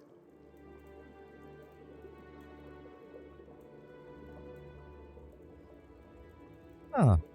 Well, at least there is some lore to this. I was kind of worried that the DLC was going to be quite literally non-stop combat and combat trials the whole time. So it's at least nice that they're trying to put something in here that isn't just...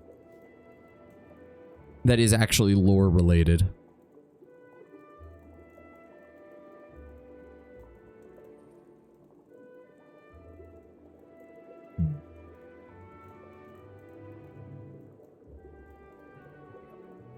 There's lore, but it isn't that much. Fair enough. At least it's something. At least it's something. Can't complain when they're at least giving me something for it.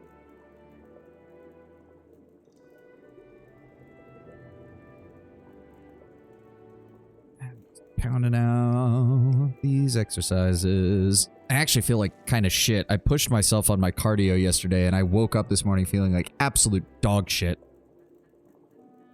It also did not help that I got to sleep very late last night. Also, you haven't seen the worst mechanic yet, the artifact system. Oh dear. I don't like new mechanics. New mechanics tend to be bad. New mechanics that are added in DLCs tend to not be very good.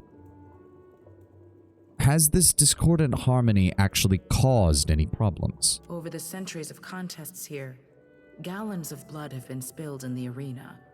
But the fights have always been reasonable. Now, however, the Faces of the Hunt summons great monstrosities to pit against green challengers. She frowns. Even outside the Crucible, the beasts and kith of Kazuwari grow increasingly aggressive. The Faces stoke their hostility. They seem eager to see blood spilled. This place has always been hungry for bloodshed. How's this any different? I would not expect you to understand, Constantine. You were deaf to Kazuwari's song. Like those mooks who greeted you. Well, to be fair, those are the actual practitioners, and she seems to be worried that it's going to start spreading to them, but that could mean that what we encountered was an early sign of it. You must draw the attention of the Faces of the Hunt in the Crucible. To contend in the Crucible, you must first complete the rite of passage. Her tone is reverent, and she bows her head slightly to you. What are these Faces of the Hunt? The earthly voices of Tawamawai. They emanate from the statue of him that overlooks the arena. On the game world where you've already been, so it becomes a whole thing of a loading screen after loading screen to get an item on a now empty area? Ugh. Oh, that's horrible. Who thought that was a good idea? It reflects the three aspects of the sacred hunter: the seeker, the slayer, and the survivor. Why did you send your ghost to me? I learned of your abilities in the Crucible. One of Engari's agents brought us a remnant of a battle you had with a ship called the Drake. Oh yeah, Benwith. The Faces used that object to manifest an echo of you aboard your ship. You were quite impressive. And what does this rite entail? The Faces of the Hunt provide 4 trials. The aspirant overcomes them and earns the right to take part in the Crucible, or they do not. Either way, blood is spilled, and the Faces are pleased. What kind of trials? Trials of combat. More than this, I cannot say. Only that you will face opponents of spirit and opponents of flesh. And you've had people willing to die for this. Reward balances the risk. The champions of the hunt reap many blessings from the Faces, treasures and mystic abilities alike. For as long as they survive, you mean? And the losers? The Beyond holds for them a position most privileged. How do the Faces provide these trials? These walls contain the souls, the memories of the many kith who have come before. These souls communicate their will through the Faces of the Hunt. The Faces stirs the memories, blending essence to summon spirits or manifest beasts of blood and bone. Don't know about you, but that sounds like chanter business to me. Sometimes you refer to the Faces as if they're a group, and other times as if they're a single individual. Indeed. She nods. Tawamawai is 1. Tawamawai are 3. Tawamawai are scores. Sounds confusing. At least with Aethys, it's just the one. Adair? One word. Gown. For the love of God, man. It's really not that hard of a concept. It's annoying as a concept, don't get me wrong, but it's not that hard of a concept. Myself and my associates fight as a team. I highly doubt you'll be expecting me to fight in solo combat. Here I was looking forward to sitting back and watching you take all the hits for once. We didn't get you that legendary armor for nothing, Adair. We gotta get some use out of it. One-on-one events are rare here. In the Crucible, we fight as nature intended, in packs, with disparate equipment and little effort spent to ensure fairness. Besides, it would be an incomplete trial if we tested only prowess. The leadership and preparedness of our contenders must also be judged. I mean, I'll give Gallowayne that. He doesn't give a shit about honor. His whole thing is just, you need to survive. So if somebody comes up to fight you and if you can kill them through trickery, that's still a worthy kill. I'll give Galloway that much. He doesn't really give a shit about the method. He just cares, do you survive in your trials? Let's get started then. Constantine's shoulders slump and he lets out a deep, tired sigh. The pool of memories will set forth the challenges that await you. Her hand slides across the edge of the font of shimmering water. Peer into its waters when you are ready. Okay, who are you? You should speak with Humaire. She shall show you the way. 2 statues stand in judgment of all who exit the arena. Personal effects cluster for space in the memorial sconces. Do you have anything else to tell me? Greetings. You need only gaze into the pool of memories to learn what fate awaits you. Okay, so we have to do that, assuming... seek the second challenge. Yep. Draw attention to the faces of the hunt. Not done. Should I head out and talk, see what else is around here first? I think I should do that first. I didn't realize that we were going to end up in here. Ooh, a cook. Hi there, my fine friend. Scents of foods, both local and exotic, rise from the cart behind the pudgy Orland. Care for some tasty victuals before you go testing your strength against the spirits? He gestures to the foodstuffs behind him. The spirits. You fresh off the boat, lad? Arena's full up of soul energy. Likely as not, on account of all the blood spilt. The faces of the hunt stirs them right up, summoning monsters and legendary warriors for the contenders to try their blades against. Let me see what you Only have. the tastiest damn food in the dead fire. Come, have yourself a look. Koiki. We'll grab the pork, because that's always good. Swordfish as well is also nice. Grab the lobster. Just go ahead and sell off that equipment we got from those guys earlier. There we go. Thank you kindly. That leads up to the spectator seating. Who are you? A dwarf woman sits behind a low table, wrinkled skin around her eyes and mouth betraying her venerable age. Coils of ink-black hair shot through with the occasional streak of gray tumble down around her shoulders. She examines you through narrow eyes. Hello, traveler. We reserve these modest quarters for those challenging the rite of passage or contending in the crucible. She gestures at the dank room of tall bunks to the door to her left. Telehumare told me that you are to be extended our hospitality. For the moment. Let me see what you have. Of course. Let me show you around the grounds. And that's literally at the hammocks. That it's nothing. And she's got some basic drinks. Nothing insane, I guess. Ooh, Adrabon. I'll also take that. I'll take the fire kelp. Thank you kindly. Are you a merchant? The elf stands before a cart, one thin hand twisting a small tool against a thick strap of leather he holds gingerly with the other. She does have rum, so yeah, I know. Choose on his lower lip. To be fair, we picked up like 10 rum from when we blew up that Principi ship, so we should be fine on that. His brows knit in concentration. The acrid scent of poultices and potions haunts the air around him. Also, we don't have any oysters, Tenwin, so it's a moot point for making the food that you suggested. Still kicking, huh? I thought for sure he'd have blown himself to bits by now. Oh, it's you. How's your, sister, was it? Neil peers at Constantine. You had it right the first time. Damn, do I look that old? What's that you're working on? The man's eyes flicker up to you and return to his task, then widen before shifting back to you. His mouth gapes, closes, then gapes again, and he swallows. Magnificent, are we not? Takehu sighs and brushes his hair back from his shoulders. My apologies, traveler. I just got a little wrapped up in it's a personal project, and now I am going on about nothing. He gingerly sets the tool and device down on his cart and brushes his palms together. Beaming proudly, he shows you a belt filigreed with copper wiring. You note small Adra stones within the tangle of wires, and the buckle appears to be made of copper inlaid with Adra. I call it Neil's Auroral Transubstantiator, or perhaps the Essential Battery Array, or maybe I would, well, name's not important. It's meant to collect and store ambient essence in an accessible form for dynamic usage at a later time. Isn't capturing essence at random inviting instability in anything you construct? Indeed. Exactly. His eyes and smile widen, brightening his expression. Hardly ideal, I'll admit, but you'll notice the branching circuitry and balanced Adra receptacles. Combined, those should serve to minimize the risk of overload or essential dissociation. Well, theoretically. Constantine does look a little old. Yeah, I mean, he is a dwarf, so it's not quite as noticeable with him, but yes, he does seem older than the rest of our companions. This jungle, and more so this arena, It's in a state of essential flux. The density of ambient essence here goes far beyond anything I've seen elsewhere in the world. But to collect that power, to harness it, I need the help of a contestant in the Crucible.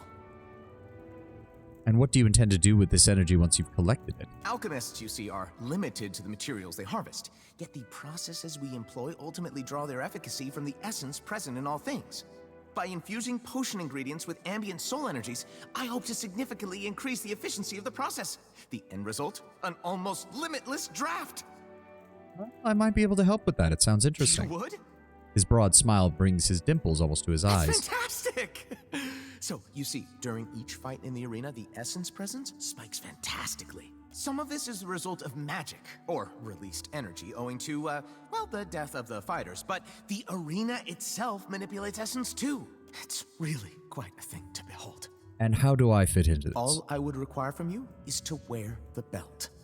Well, competing in the Crucible, I mean. And then, of course, return it to me, obviously. Well, I've technically begun the Crucible, so I'll wear your special belt. Fantastic! He hands you the belt. Ready. Just wear it during the fight, and return it once it's fully charged. Deals shock damage and causes stun for 4 seconds to anyone near the wearer on unconscious. It's kind of annoying losing out on my 3 constitution, but hopefully this thing improves as we go on. We here.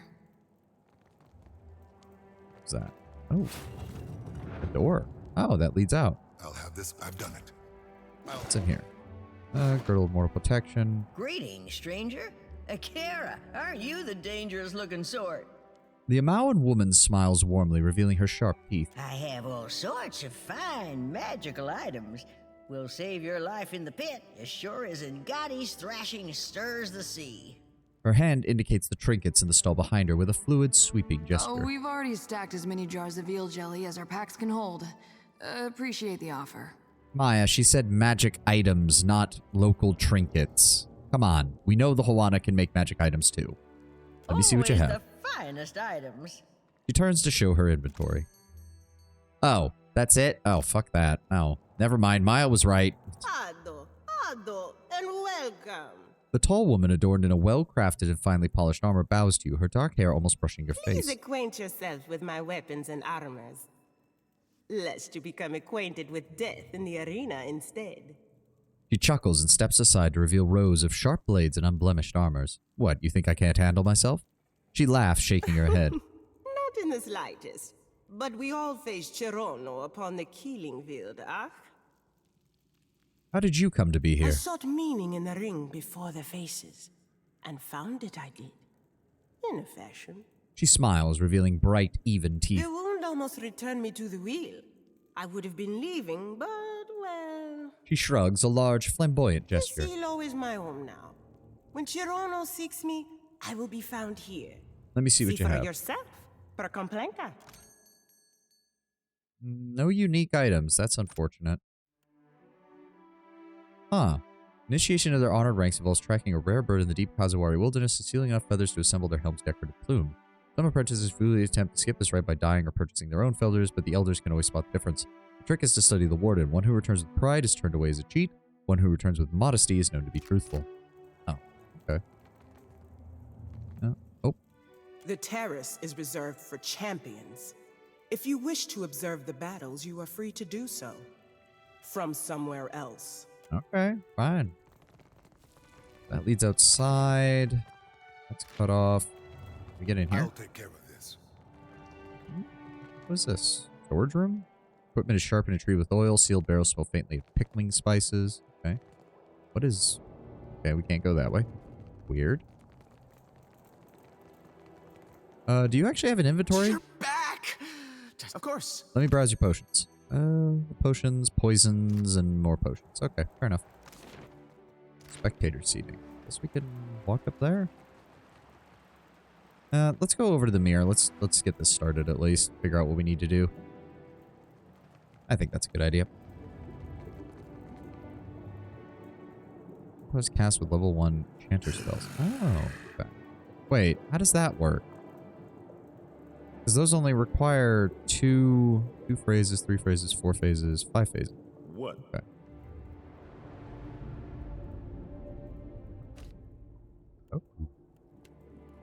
Trial of the Naga and Agony of the Element. Challengers that survive the elements must endure being hunted by the Naga.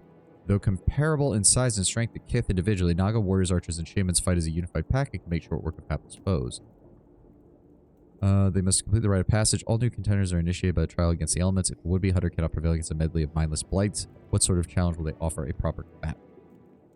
Oh, okay, I see. Well, we'll accept it then. Let's go. Let's just do it. We fought the Naga before. We can do it again. Even a weak hunter can be coddled by luck. Now our challenger must face the archipelago's most insidious hunters, the Naga.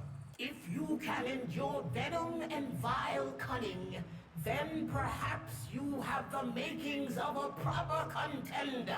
Now show us your will to fight. Oh, they rearranged the battlefield every time. Okay, so... Oh, they have totems. I already hate this. How much you want to bet they're going to be able to fire over these things, but I'm not going to be able to fire back at them over them, so I'm going to have to approach these stupid bloody totems. Alright, how do we want to do this? This is a really... Oh, you know what? We're going to swing to the side and engage... Try to engage them from the flank and slow down how fast they can engage us on this side.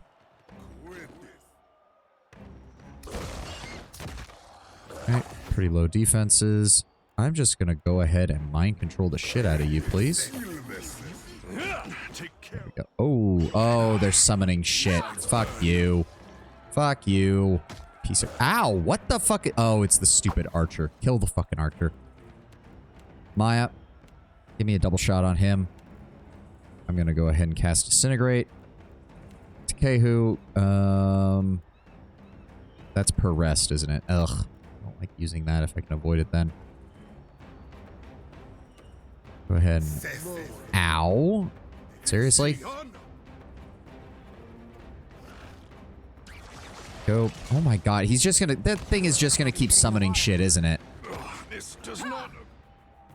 Maya's working on that. I'm gonna go ahead and also... Oh, he's gonna die. He's gonna die one way or the other. Can we... How much longer do we have on him? We've got him for 6 more seconds. There we go. He exploded. Much easier. There we go.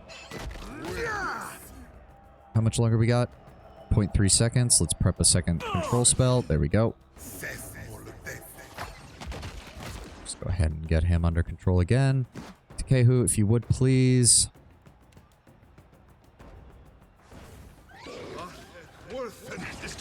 Why is he not moving? Okay, there we go. Yeah, that thing is just going to keep summoning those, isn't it? Can we... We need to deal with this. Not to alarm you, but I'm slowly...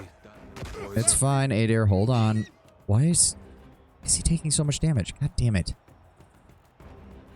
Give me Moonwell. Center it on him. Give me... No, not that. Causes a nearby downed enemy to explode? Yes. For the love of God. Stop getting hit like that. God damn it. What? Oh, so that it hits everybody, doesn't it? God damn. Why did he heal? I just told him to use the potion and he just stopped using it. Takehu, use the potion. That is the 3rd time in a row I have clicked on this and he has not used the potion. What is happening here?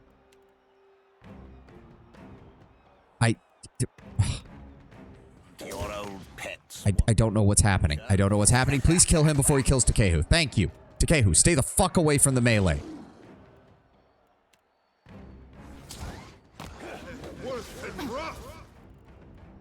Okay, give me that as well. Okay, are you gonna do something? Thank you. Right between the eyes. Are you kidding me? Those things can cast spells? No, not entropy. Move a little bit closer. Oh, Move over this side or you're gonna get hit with the fucking... There we go. Oh, it's Kehu. What am I gonna do with you, buddy? Adair, go ahead and knock him down. Go ahead and just twin shot them, please. There we go. Kehu, switch to a ranged weapon so you don't get fucking killed, please. There we go. The auto attacks are interrupting him. How, though? He literally was in the animation of doing it, and he still didn't do anything. Find Naga swords, some ingredients, blister bombs, immolators, Zada shells, Andra Inox. Okay. It's a glitch. Ugh. Stupid things. It seems the clever serpents posed no threat to you. The hunt is not merely the rush of battle, but preparedness and patience before. Further trials await you, Challenger. Steel yourself. So you need to deactivate all AI in order to drink. That is stupid. That is very stupid. That is incredibly stupid. But fine.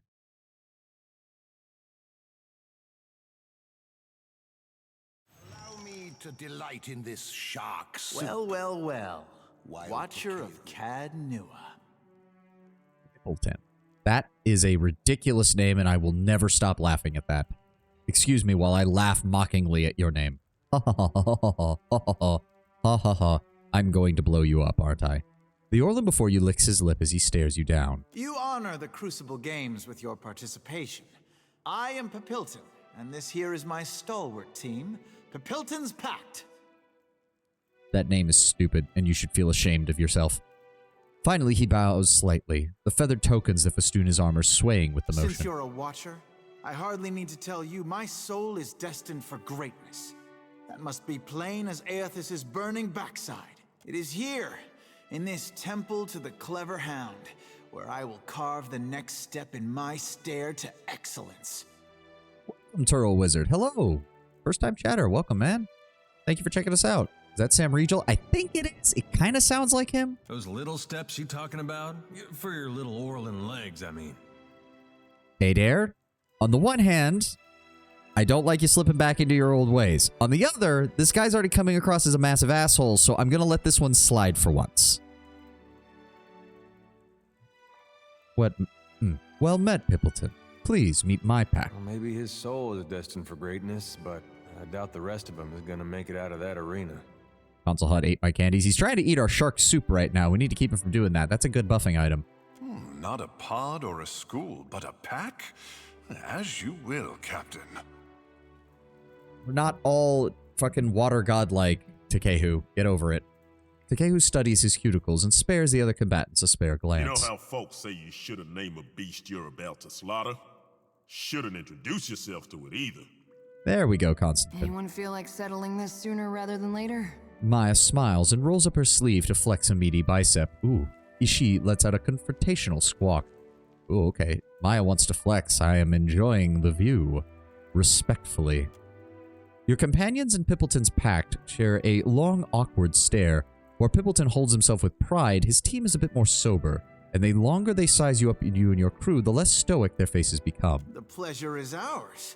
We ought to spar together, maybe compare notes. Clearing her throat loudly, one of Pippleton's companions points to the awaiting arena. Maya's hot. Yes, she is. No, I never said she wasn't. I was just initially off-put by her attitude towards everything when we first met her. Now, if you'll excuse me, Gloria waits. Pippleton and his group stride past you into the ring. Wait. He turns to you and cocks his head, wearing a slight smile.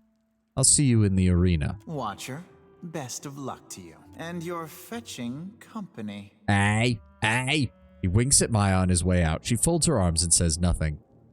Gory awaits. It will be for one of them. As the doors of the arena close, the crowd's cheering begins to swell. Ishi, poop on him. At your service. No need to ask twice. So is that it? The next trial will draw from your own memories. She reveals a small obsidian knife, leather wrapped around its grip. Give the blade a taste of your blood and place it in the pool. A small sacrifice will do.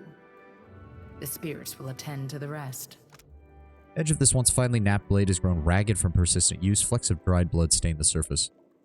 Okay. Why is it always blood? If it was me, I'd be asking for ales. Real good ones they have to import special. Adair pulls you aside by the shoulder and looks hard into your eyes. Listen, I would not trust a blood sacrifice spirit that can't appreciate crisp deerwood and hops. To be fair, Adair, I don't think you trust anyone who can't appreciate crisp deerwood and hops. And as somebody who doesn't drink very much, that doesn't mean much to me, but I get that it means a lot to you. Also, I don't think this challenge has anything to do with drinking, but if it does, I'll let you know. Humaire smiles as the blade bites into your flesh.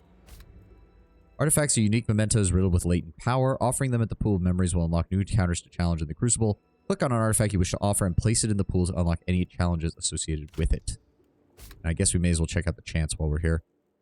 Clicking on that on their hotbar will allow you to use chants. Clicking on a chant will allow a phrase to be used. Phrases selected on the left-hand panel will be added to the selected chants to remove a phrase, yada, yada, yada.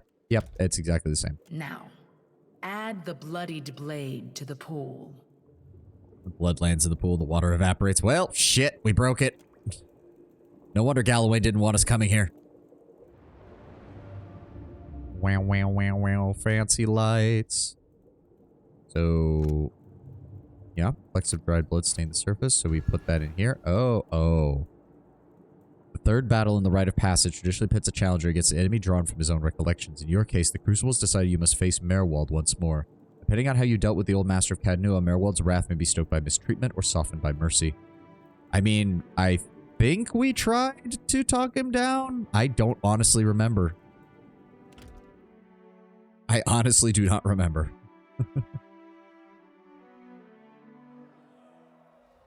Oh, okay. I do like how the arena changes every time. That's a nice little touch. Challenger returns for the third trial of the Rite of Passage. This battle is drawn from the Challenger's past. The slaying of Merwald the Mad, Sentinel of Cadnua. Think you will get the easy version due to you sending him to the wheel instead of binding him to the castle or absorbing his knowledge. Oh, okay, right. You choose to give his soul clemency when you killed him. Wasn't there, but Tenwa mentioned it. You couldn't find a hidden room. The Watcher gave Merwald some measure of yep, you're right. mercy in the past. Perhaps this recollection will show similar reluctance to harm the Watcher. Though our Challenger has faced more dangerous foes, few have remained as terrifying in death. For Merwald's madness is an all but inevitable fate for our Challenger as well. The old wizard was a portent of things to come. All the more reason to go on an adventure, because I might die at that, and that's far better than losing my mind the way Merwald did. Now witness as the Watcher contends with an unparalleled foe, his beginning and his end.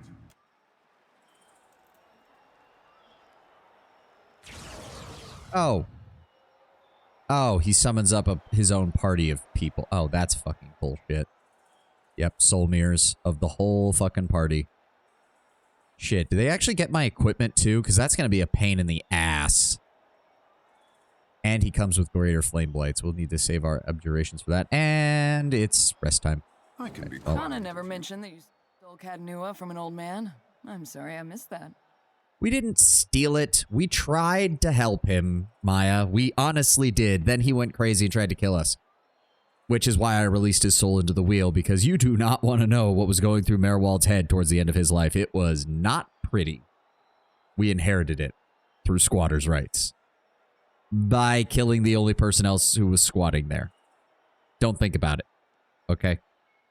Finders keepers, losers weepers. It's simple as. Simple as.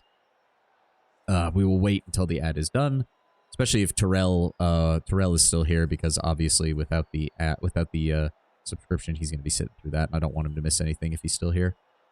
Come on, ad, finish up for me. Technically killing the rightful owner, but Lord Trashbin didn't desert the castle. That's true. His family had also done nothing to reclaim the castle, despite having rights to it. So Oh, thank you for the gift sub to Brad McBragan. 10 win. Thank you very much, man. Thank you very much. Means a lot. I think we're actually getting close to my first payout from Twitch, surprisingly. I will let you guys know when that happens, because that'll be a lot. You're a godlike and a watcher. What a winner combo. Yeah, Death Godlike Cypher Watcher. It's just such a good combo, like, story-wise. It just seems to fit really well. Especially with my growing distaste for the gods. Oh, and we're back. Alrighty. How the hell do we want to do this? I'm thinking we want to nuke these guys down as fast as possible. Also, we'll... Oh, for a second there, I thought Merwald's face was all fucked up, but no, it's just he's turned to the side, so it's a little off. Okay, okay. Let me see here. I'm thinking we drop it... Funny thing is, if I aim it right there, I'll at least know where I can't go, is pretty much just stay out of the central circle. I think I'm going to drop it right there. Constantine can't do anything. Can you... Ooh, that's long range, unfortunately. I want to bind him in place. Someone's going to be more pissed at gods once this is over. Oh, trust me, Terrell. We've been... If you get the chance, my VOD channel is linked down below. It should be. My YouTube channel has all of my previous episodes of playing through Pillars of Eternity 2. I have gone on some pretty blistering fucking rants regarding the gods. They are horrible and bad, and they should feel bad for everything that they've done. And them saying, "Oh, we're just manifestations of the Kith," that does not excuse you, you jackasses. All right, we'll lead off with that. Yep. Wait for him to get close. No, no, wait for... They're gonna close in. Let the lightning come on down. We do not want to get drawn into that. There we go. There we go. Let him get shocked by the maelstrom. Oh, yeah, Takehu's putting in work again.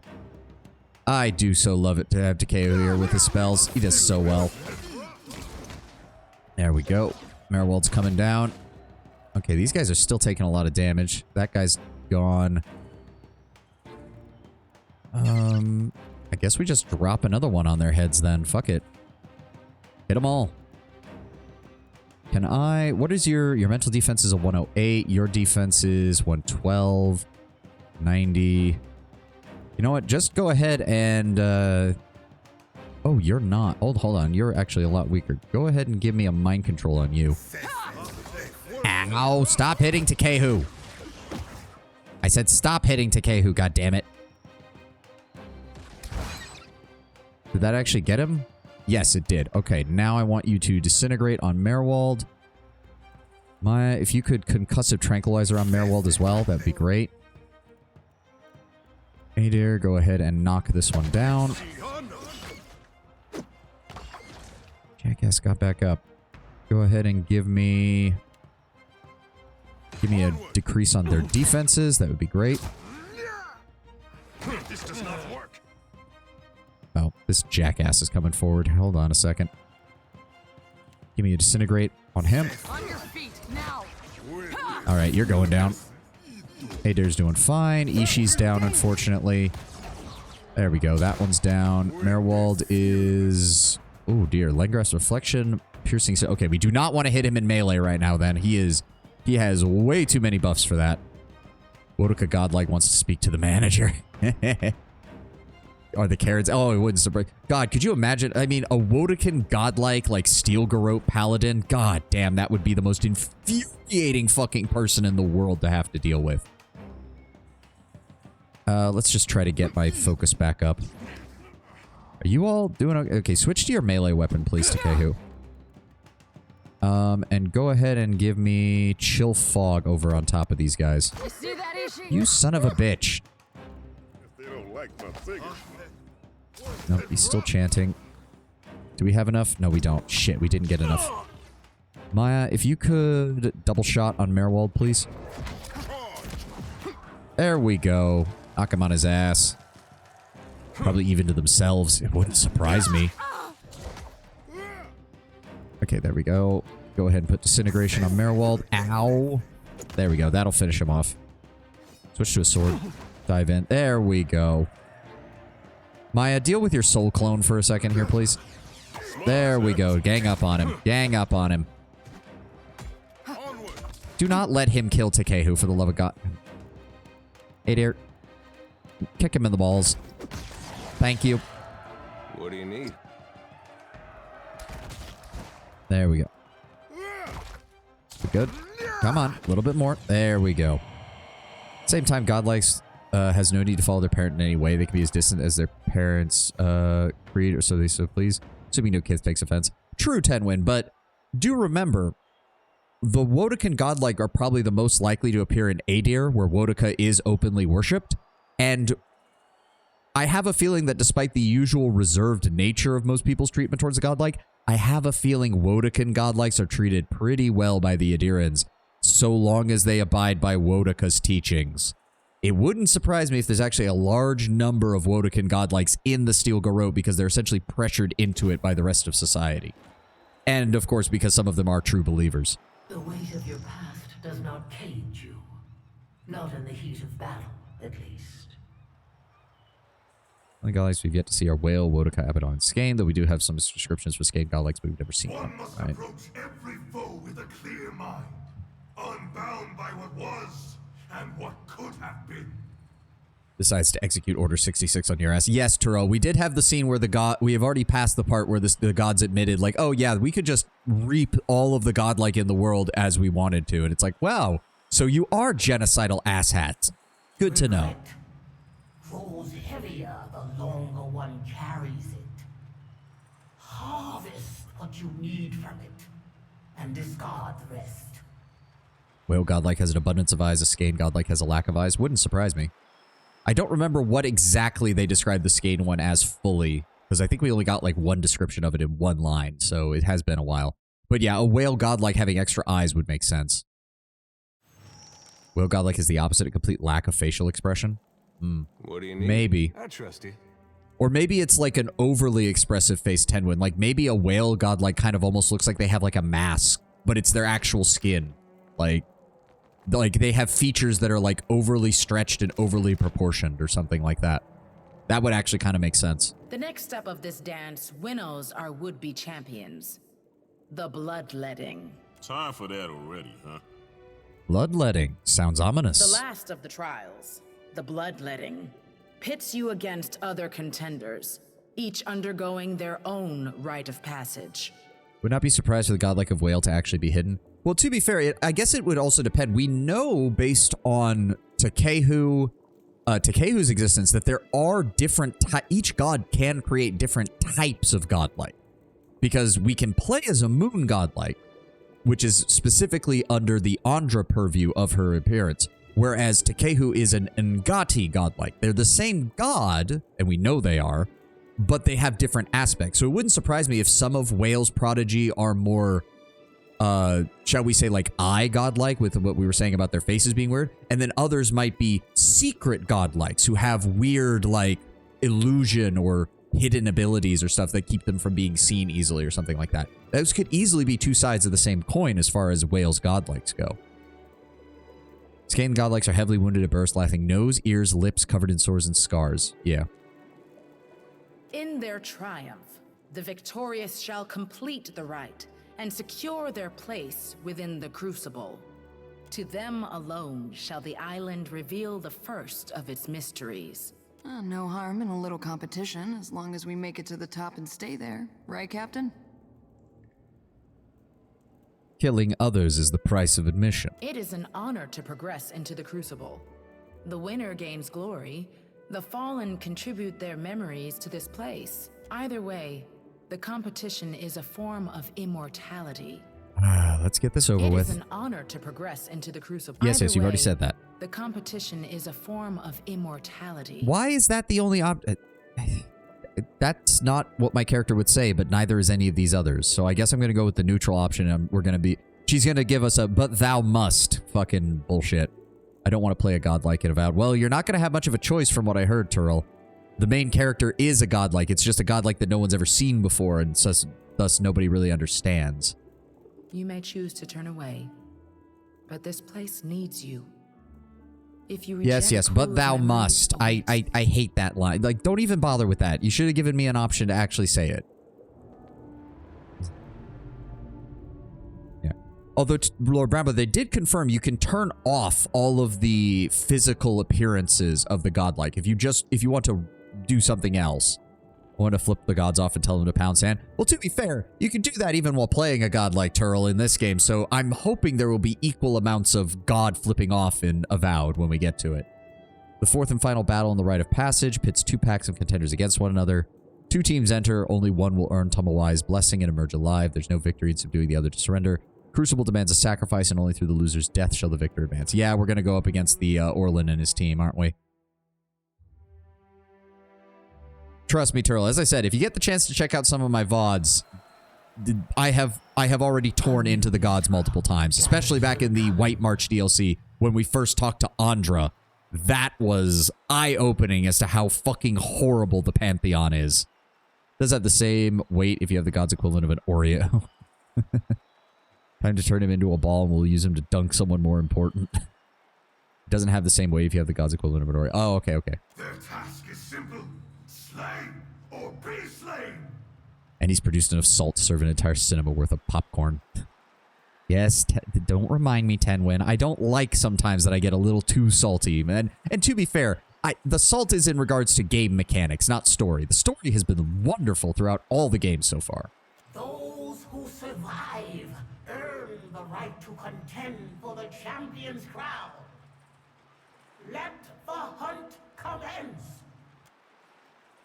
All right, is it that asshole? Yeah, it's that asshole.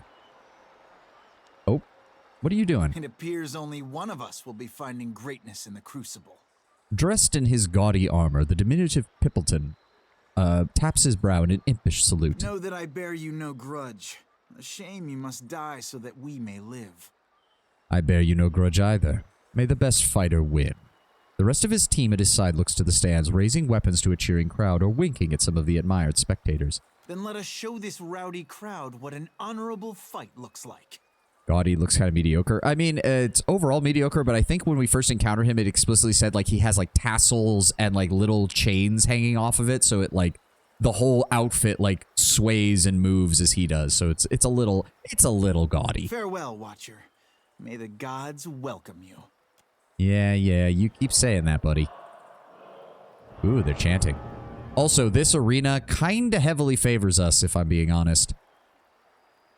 If I can mind control that guy, that would be great, because then we can deal with it. Disintegrate him so there's nothing left. Not the worst idea.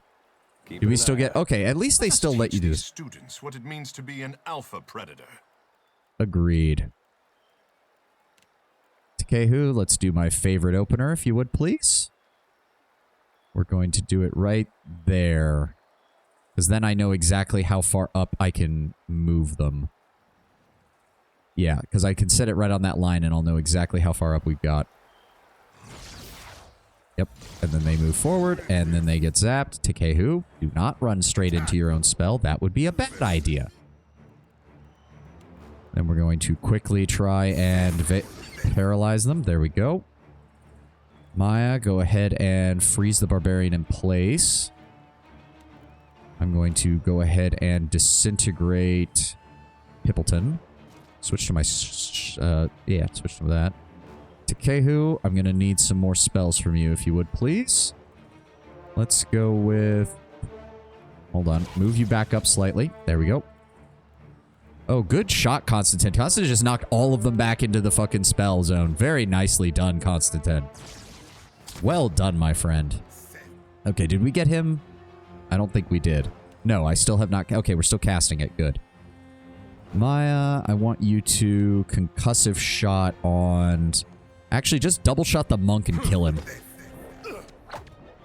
Did I cast the spell or not?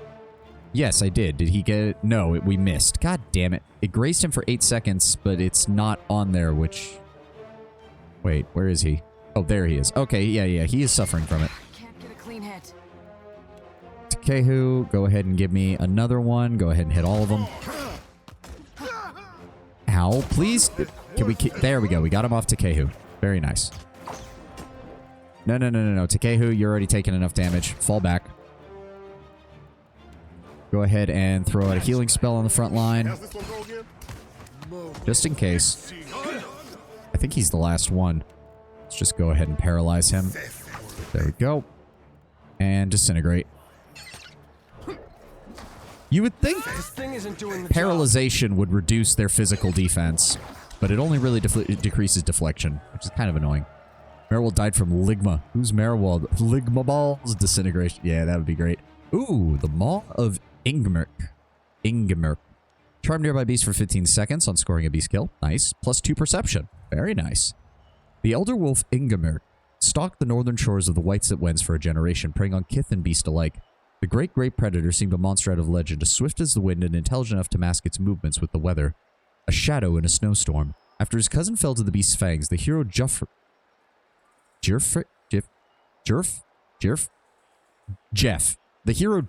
set out to prove himself stronger than the storm. He tracked the wolf over much of the White that Went, sheltering with tribes that had felt the predator's touch and speaking with those who had lost kin to Ingemerk. He studied the creature as one might any enemy, gathering tales of their attacks.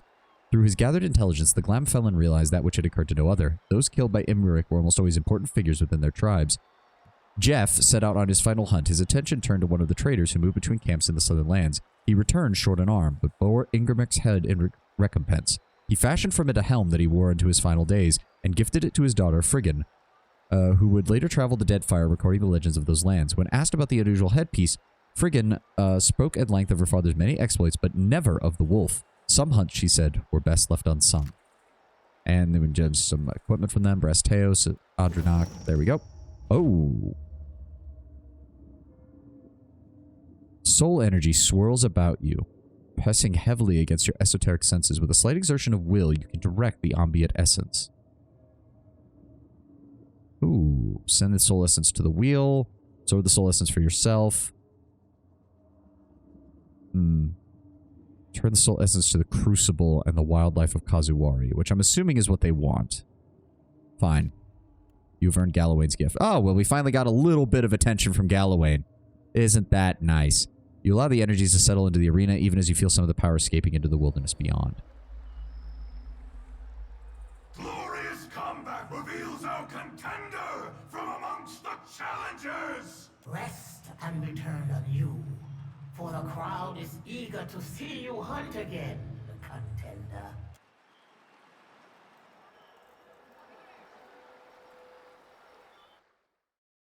Okay, that was surprisingly... Honestly, that went better than the Merwold fight, all things considered. The layout of the area did help quite a bit. Also, what exactly did we get from... +2 accuracy against me. +2? +2? Are you fucking kidding me? Of course. Great, the rule of the strong approves. That is pretty much Galawain's entire thing. Like, I'll give him that much. He's a very simple god. Oh, we can drop that off. Put that in my inventory. Oh, I should talk to the guy. I forgot in between the matches. I forgot to go talk to the alchemist dude. Come on. Hello, Neil. You're back! Does that mean the belt is ready? It's feeling fairly warm. Excellent. Nail takes the offered belt, setting it on his cart, and affixes a pair of copper wires to the Adra buckle. They run into a small gauge before terminating in a pair of flasks. The liquids in the flasks shimmer with essence. It's a weak charge, but enough to start with. Some preliminary tests verify the principles of the thing. I wonder when Skane will finally stab Wodoka in the back. The thing is, though, it's technically because Wodoka is no longer Queen of the Gods, it's more profitable for him to stab everyone else in the back. I mean, that's his entire reason for why he offers you the last-minute deal in the first game. To be like, yeah, no, technically the best way to betray everyone would be to betray the other gods and give Wodoka power. Will he ever? Can there be a tortured slave without a tyrant? Brown Bear has a point. That was kind of the conclusion I came to as well after reading the Skaneite books in the first game. It's like, Skane talks a big game about ending oppression, but in the end, all he does is perpetuate a cycle of violence that inevitably ends with oppressors becoming the oppressed and oppressed becoming oppressors, and then continuing the cycle as people slaughter one another. Oh! He rummages through his cart, then carefully hands you a human skull. Well, most of a human skull. The dome is missing, and a thick red liquid swishes within. You should get away from there. Maya nudges her bird aside before he can dip his beak into the sloshing skull. This skull started me down this path, or this branch of it. It occurred naturally in the arena. A champion died, but his skull was so infused with essence that it produces its own, well, not potion exactly, but, substance. I support the Durance solution. Oh, Durance. Again, if you get the chance, my rants on Durance in the first game and his occasional reference in the second that I've made. Durance is such a good character. He's a man that you could only loathe in reality, but God, he's good as a character. Once per rest, 30 health restored. Really? Its unusual skull, heavy with spiritual essence, bears religious symbols and ancient dyes on its surface. A thick red liquid oozes from the bone, suffused with the energy stored within. Neil thinks you should drink from it. Thanks. I shouldn't need it anymore. Not with what you've given me. With what you'll provide. He grins, but his eyes linger on the skull. One moment, please. It's also my theory of divine paradox. My view is that Wodaka, as a being created by Engwith, has always been overthrown by the other gods because that is who the god is. Well, that's true, Tenwood, but also don't forget what they themselves said. The Engwithans named and patterned their god creations off of already existing gods. So it's most likely, given their relationship, that Wodaka, Magrin, and Skane have always existed in tandem with one another because their myths are centrally interlinked. Skane is always rising up against Wodaka and failing. Wodaka is always punishing Skane, and Magrin is always the one who eventually burns Wodaka and takes, well, doesn't really take control of the Pantheon, but ends her control over it. They're tied together in a way that a lot of the other gods aren't, which leads me to believe that I would imagine at least one of them is a central Engwithan god that they decided to raise up. My guess would be Magrin and Wodaka are, though Skane is also a contender as well. Less unstable coil. 15% action speed for 12 seconds per kill against spirit targets. Ooh, well, with our ability to insta-kill those, that's actually pretty good. Here, it should hold a stronger charge now, provided you engage enemies with stronger souls. He returns the belt to Truly, you. though, I can't thank you enough times. Was there anything else I could do for you before? Nope, that's it. Yes, I shall. It'd be like Engwith to make their own goddess the queen. Yeah, that would make sense. Well, again, though, as you said, she's never actually been queen. She's always been the overthrown queen.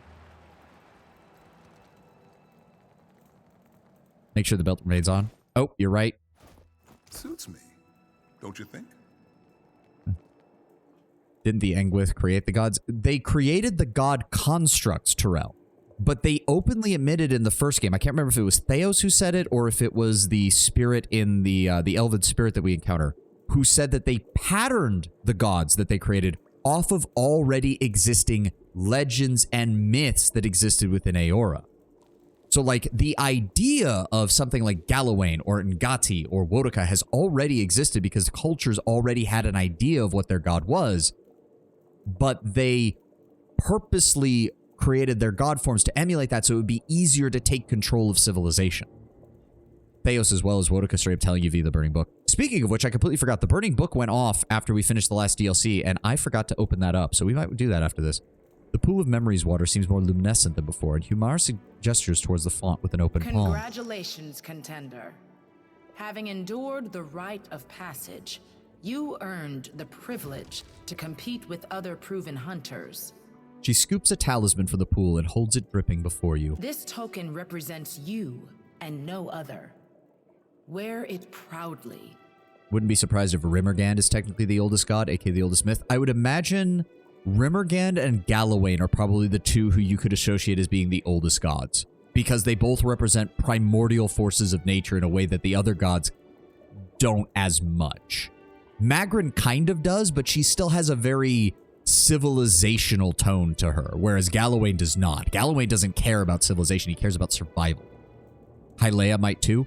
Again, if anything, she's probably the closest civilized god that is old, because childbearing and child-rearing is still something that you could see emerging early in civilization, but you'd still want it as soon as people were actually sentient and sapient.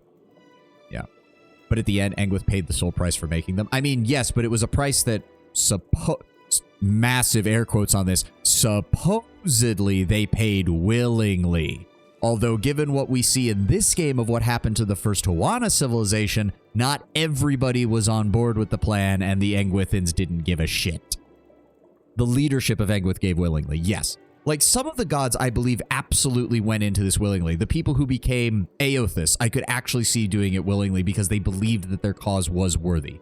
The people who became Hyleia, Magrin, Abaddon, The people who became Rimmergad, I could see doing it out of spite. Like, your plan is going to fail. This is all going to fuck up. We may as well be along for the ride.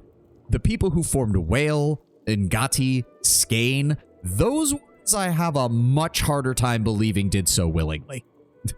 Even if you want to use a very broad definition of willingly. It shall drink the essence of your actions, your triumphs, and your accomplishments, that the souls within these sacred walls will recognize them on your return. You press the bangle into your hands with a toothy smile. Granted those who complete the Crucible's rite of passage, this mark is given to warriors found worthy by the faces of the hunt. Once per rest, 15% less damage against the challenger for 20 seconds, plus 15% damage against challenged enemy. Oh, that's pretty good. That's pretty good. Does that have... So that one has a timer, this one does not. Interesting. Oh, I guess that does wear off after 20 seconds, and that says challenged enemy. Okay, never mind. Unfortunately, I was hoping it would be a full combat bonus. That would be nice. Constantine watches you handle the talisman with a mixture of longing and repulsion on his normally sanguine face. I am honored. And we are honored to have such a talented hunter in our midst, Good Watcher. Your next challenge will take you outside the walls of this arena. The island demands an offering. Something to feed the pool of memories. Some relics sacred to this place have been taken and need returning. And others, undiscovered, await a hunter capable enough to find them. And just how many of these sacred objects do I need to find? It is assumed you will hunt with reckless abandon, and return all that you can, if only for the thrill of the pursuit. As for what is required, contenders are expected to return at least one relic sacred to the Seeker, Slayer, or Survivor, whichever face best aligns with the hunter within you. I've seen the captain's hunting face a time or two before. He's a fierce one. Maya, we don't need to be explaining what we do in the bedroom to the random stranger, especially when they might kill us later.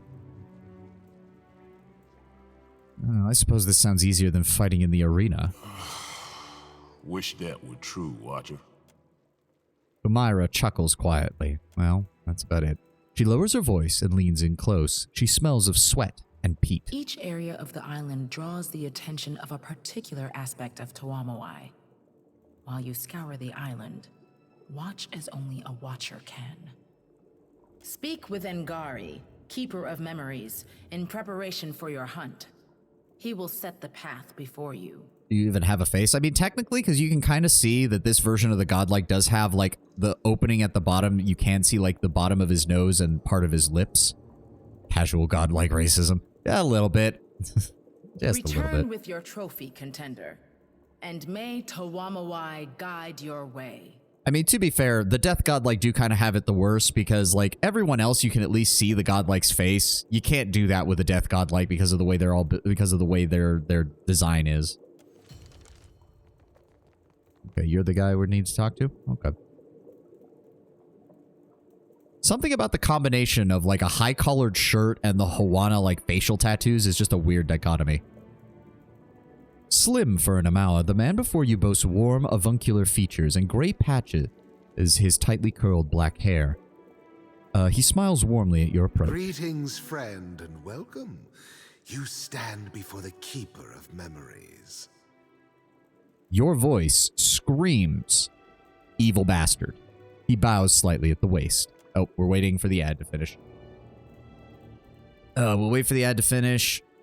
Oh, then we've got a little bit more time. I'm going to stretch. Oh, there we go. Pop in the back. Whew, very nice. We'll wait for the ad to end. I don't know what to do during ads because I don't know who can hear me and who can't, aside from Tenwin and Brown Bear because they have subscriptions. Do. May as well get more of my hand exercises in. Okay, the guy's roughly as built as a human bodybuilder. I mean, for a Hawana, yeah. For an Amawa, yeah. I mean, even in the lore, it's pointed out Amawa are just naturally stronger than the other races. Can't wait till Thursday.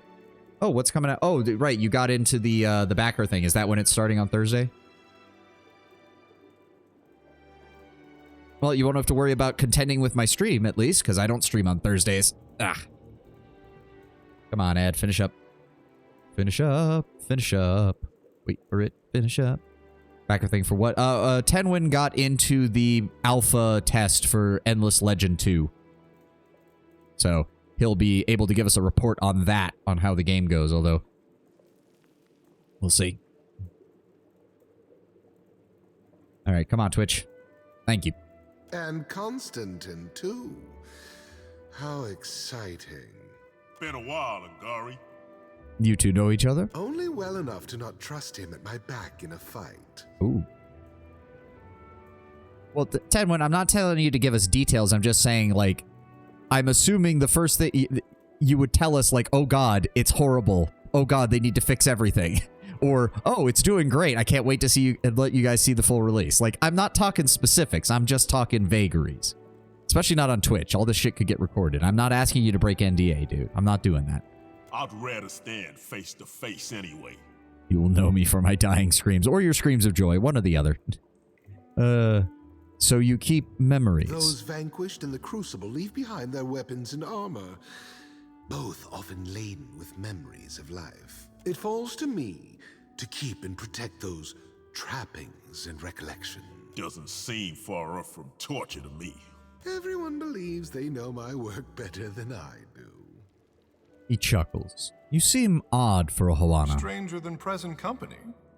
Captain, we are as diverse, as unusual, and as beautiful as fish in the sea. Takehu, he's a Hoana wearing outsider garb, and the only other one you know of who does that is Maya, and we all know how well you two get along. That isn't surprising. I have strode many nations, spoken to many kith, learned their tales and their traditions. He smiles. Not every Hoana takes so great an interest in the other peoples of Aora. And that's putting it mildly. Fewer still have the means to pursue that interest.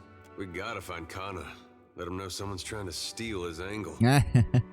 Oh, Kana. I do miss him. Pretty sure Ishii and I were thinking the same thing.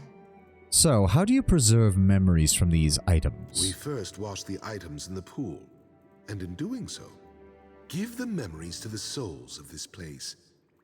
Thus do their deeds live on beyond them. Most items carry little more than the strongest memories of their use. He plucks dismissively at his tunic, as to indicate its baseness. A few, however, abundant with essence and charged with purpose, retain unusual attributes.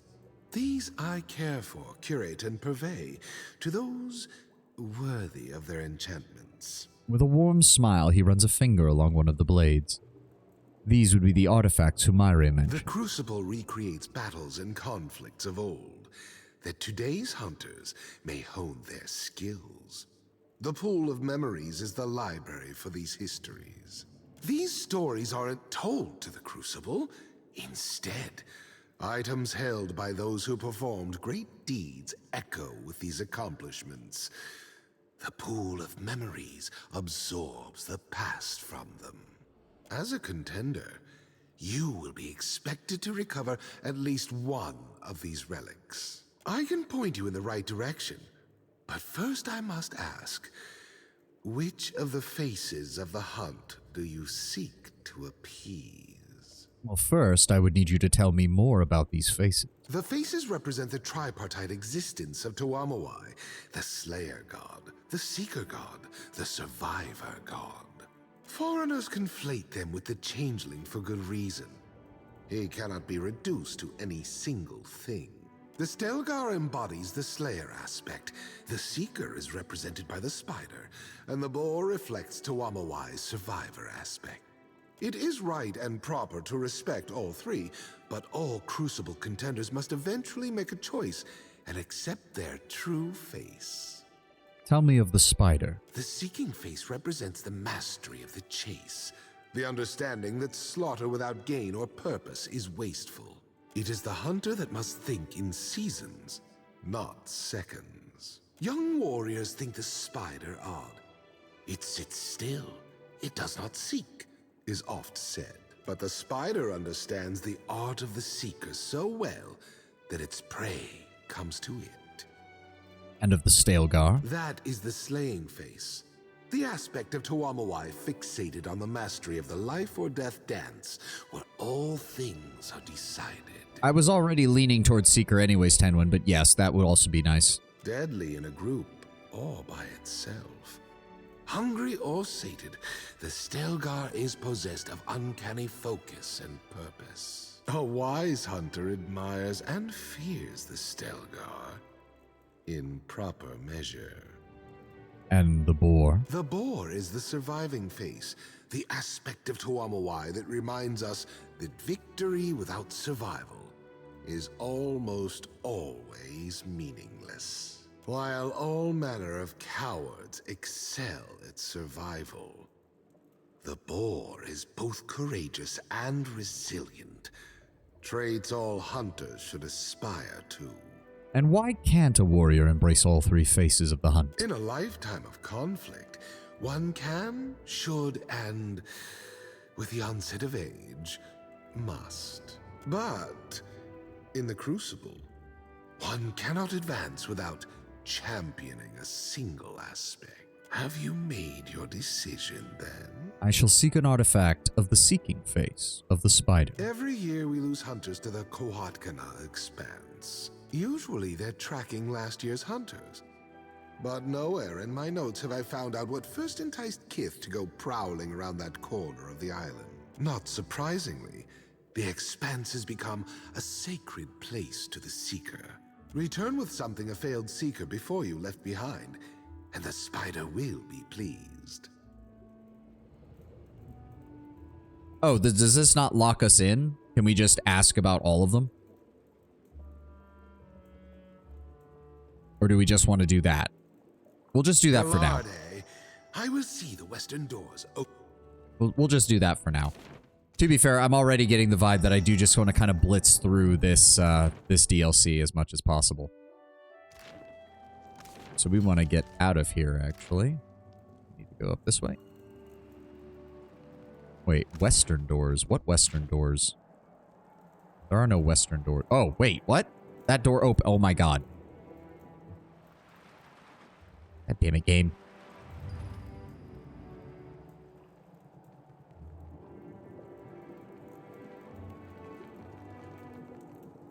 Reamer blind. Yeah. Trust me, it's happened before. It'll happen again. Some things never change. Hey. Okay, so he wants Kohatkana Expanse. Oh. Well, we can't get to that from this side anyways. Get to that either now that I think about it. Alright, head to the ravine first. There's also a soulbound armor for druids. Ooh, nice. We'll have to get that for Takehu. Thick, humid jungle gives way before you empty into the air. A vast chasm divides you from the further progress of the island, descending to a churning white froth of water below. A bridge of wound rope crosses the gap, planks of dark wood supported between the strands. 2roll_wizard is now aboard. Well, thank you, buddy. Just so you know, pretty much any information you could need is down in the About section below the stream. That includes schedule, links to my Twitter, links to my YouTube channel. The YouTube channel doesn't have any edited content. It's literally just, I take the VOD from Twitch and I upload it straight to YouTube. That said, I don't organize anything into playlists until after I finish the game. So if you want to find the Pillars of Eternity 2 stuff, I do label most of them with Pillars of Eternity on there. Or at least I've been trying to get better about that, because I know I didn't for the first couple of ones.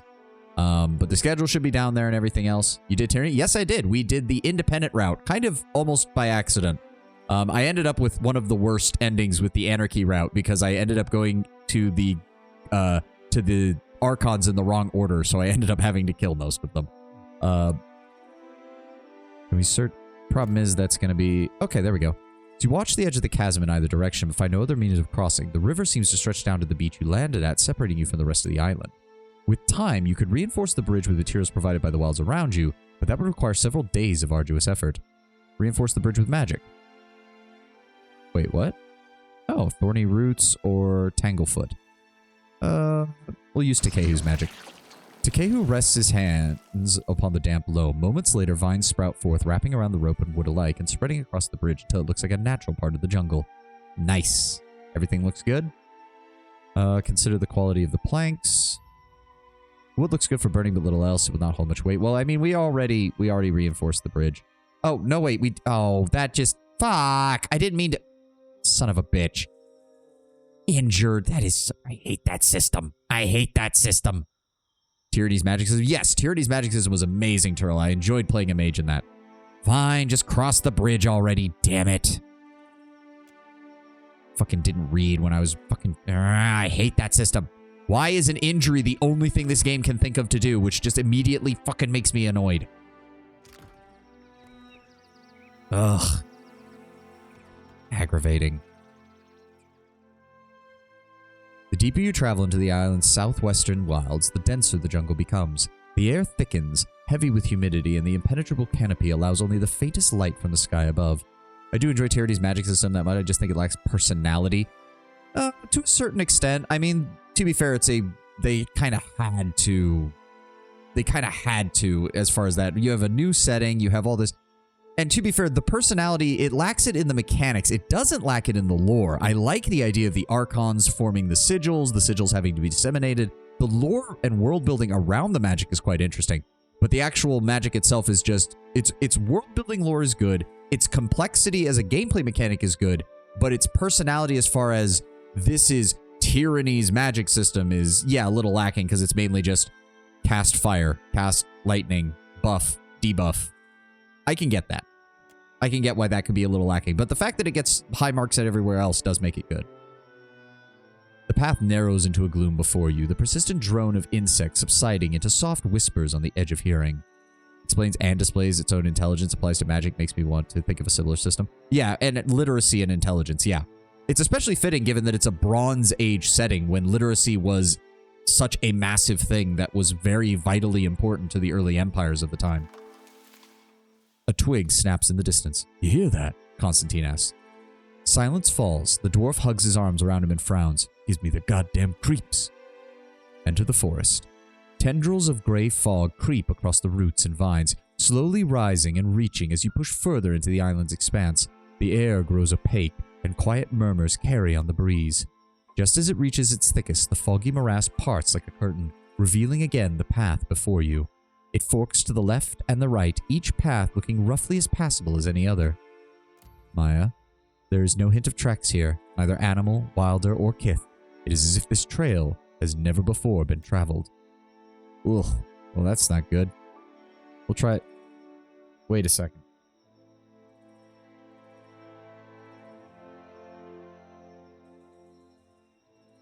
We did, I remember writing this down, we did get those prophecies from that guy back in the Nekataka, and he specifically mentioned that if we come to a trail that has a left and right choice, do not take the right trail. So we're going to try the left.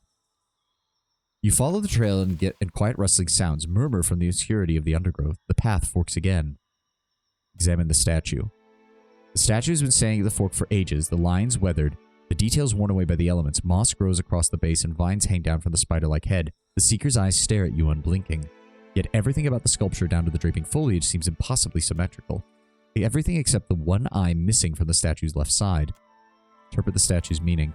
The seeker is rendered with an eye missing, or perhaps the eye has been removed since, the statue defaced by some other contestant in the island's games. Constantine examines the figure. Strange, isn't it? The seeker being represented as blinded. Partially so. Think the seeker's cult respects the blind any more than the slayers the feeble. Okay, we're taking the left again, because it specifically said that there would be a statue of Amanda to take the left trail, not the right. As you press deeper into the jungle, the path narrows as if the trees were looming ever nearer, threatening. They seem almost displeased with you. The susurrus whispers in the woods grow, sounding less like insects and more like the chittering of some unseen audience. What? A rush of shifting leaves above serves as the only warning you get before the massive bulbous form of a giant spider descends from the canopy. With impossible quickness, its legs wrap around Adair before the beast ascends again from the shadowy recesses above. Adair's shouts go abruptly silent. Not a second to waste, Captain. Maya shields her eyes to follow the departing shape of the spider and Adair. The path broadens and splits before you, impossibly returning you to a very similar fork. Ugh. We'll try left again. You can tell it bears enough differences as you're making progress. Between the two paths, you find a simple statue, a stone pedestal topped with the many-faced eye of the seer. Hands off the himbo! Left again. You're making progress. Left again. branch winds among the trees, each as broad as a castle's turret. The path separates again, but this time there's no plinth and no bust of the Seeker. Instead, you find a third path, central between two others. While the paths to either side appear almost reflections of one another, the central path looks cramped and overgrown and descends into a dark cave. Why couldn't you take Consul Hot? Yeah, we'd been fine with that. Take the center trail. For a time, you hear nothing save your own breathing, but then the whisper of insects draws you forward, growing gradually until it sets the air to humming. 10 hours have passed. Holy shit. The cave disgorges you into the jungle, though the darkness is so deep that you do not first realize you've emerged. The chittering of mandibles and movement of heavy, many-jointed limbs echoes around you. No, not Consul Hot. I love Consul Hot. Lol. Search for enemies. You see nothing to attack, and nothing likely to attack you. Continue forward. The path broadens before abruptly terminating in a broad, open clearing. For a moment, it seems as if the jungle itself is aglow, each tree lined in faint green. But when you see the source of the illumination, a skull almost afire with soul energy, there is no chance to retrieve it, as spiders descend upon you from the darkness above. I was chewing through Cad Newer's foundation long before Shut up, Eos Consul had Hot. finished the job. Shit, where the fuck is Adair? You guys better bring him back or I'm gonna be pissed. Oh, there he is. Hello. Okay, so we... No. Fall back a step. Calm down. We got this handled. Let's take a look. Oh. He counts as being seen, so we want to be very careful with that. Ever wonder what happened to your old pets? What? Yeah, I've heard that line. That annoyed me when he first said that. We tried to... Oh, there's an invisible enemy there. Oh, how interesting. That set off that. Interesting. Oh, okay. Okay. You tried to pull a fast one on me, game. You tried to make it seem like there was only 3 enemies. But that's okay. We're still going to charge with Adair first and then send the rest of the group in. Wait for them to go. All right, everybody move in. That wasn't half bad. Takehu, go ahead and just drop the water ball on top of him. Can't tell if that thing's just trying to escape or if that's the new one. Go ahead and disintegrate him. Hey, give me a hand here. We've got this. We've got this. He's already disintegrating. And he's immobilized. Range attack, maybe? Can't get a clean hit. Ow. Constantine, switch to that. Ow. What the fuck just hit him? How's this one go again? Ow. Stop it. Hey there. Kick it in the balls. Thank you. Ishii, good job. Good boy, Ishii. We'll give you some shark meat later. Yeah, I got it. Let me see. Chitin leg. Stop flirting with the shark man at once. It is unseemly. I guess you only get that if you're actually in a romance with Takehu, which kind of makes sense. Oh. Hello. A soul shimmers before you, a faint glow unreflected by the trees. Flowing gossamer silk sheaths her long form, and long black tendrils of hair crown her head. Do you see her too? The Crucible still serves its purpose, bringing Galawains devoted to battle, bringing battle to Galawains devoted. But a wound, a tear, festers in the heart of this place. What kind of wound? I ask you to risk life and limb in the Crucible, but the desired outcome is not your death. The future of this place depends upon you seeking the champion's crown. Souls that prowl this island writhe in disharmony. Without your help, The image falls silent as the woman's form loses definition. In the span of a breath, the apparition dissipates entirely, her words left unfinished. Oh, where'd she go? Hello, spirit lady? Do you have any idea who that was, Muatu? Not a clue. Perhaps she was the Seeking Face. Or perhaps some other poor soul trapped here on Kazuari. Do you sense the turmoil that she spoke of? Does it have something to do with the spirits mentioned by your leader? Not really, but I don't feel trapped here. Exactly. Not like she does. To be fair, you're bound to your severed head, which is currently hanging from my belt, so not exactly the same thing as being bound to the island, my dude. I came willingly, after all. Died willingly, I mean. That's still really stupid, by the way. And I've got you, right? Let's go. Perhaps if we complete the other trials, we'll find similar spirits. And hopefully they'll be a touch more cheerful. Somehow I doubt it. Don't see why not. Okay, so that's basically telling us we should go to those other 2 areas and do the stuff that's there for the other artifacts. That's pretty much just telling us to do that. Okay, so we finished that. So the next one would be Tebe o Waiapu. Goddamn Polynesian words. A long, arid expanse stretches before you, bordered on either side by dry, jagged cliffs. A handful of sharp-leafed trees and scraggly shrubs share the desolate landscape, but the miles are otherwise desolate.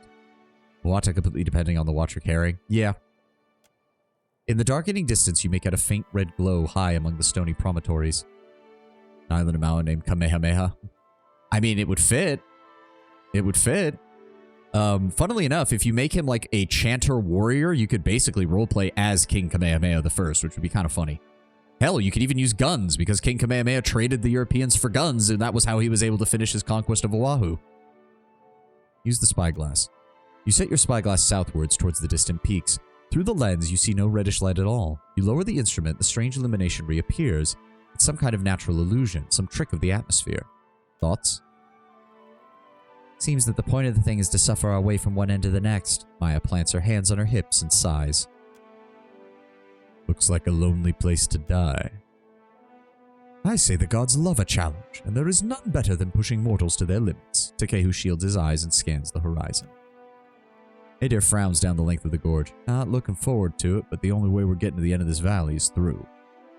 Alright, let's go. You pick your way among the dry stones and thorny brush. You swipe at stinging insects and scare off hissing lizards. The land itself seems set against you.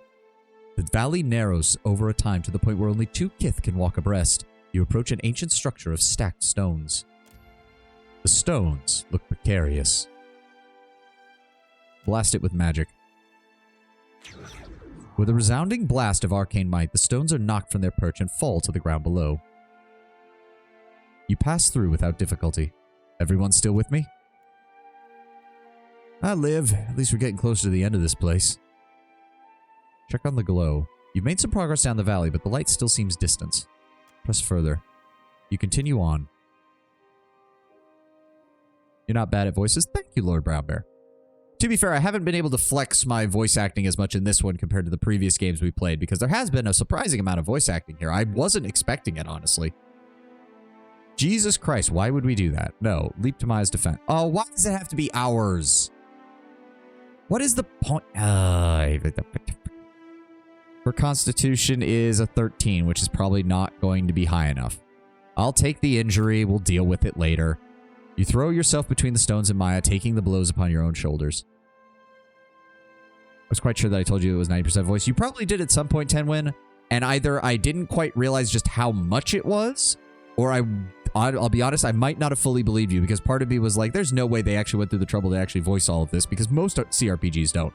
And I was pleasantly surprised. Yeah, we were injured. Ow. You know you love it for them. Everybody still good? You owe me a dip in the bathhouse when this is over. Oh, believe me, Maya, I'd be more than pleased to join you in the bathhouse. Press further into the valley. As you make your way forward, the pebbled earth shifts out from under you, plunging you into the hidden crevice.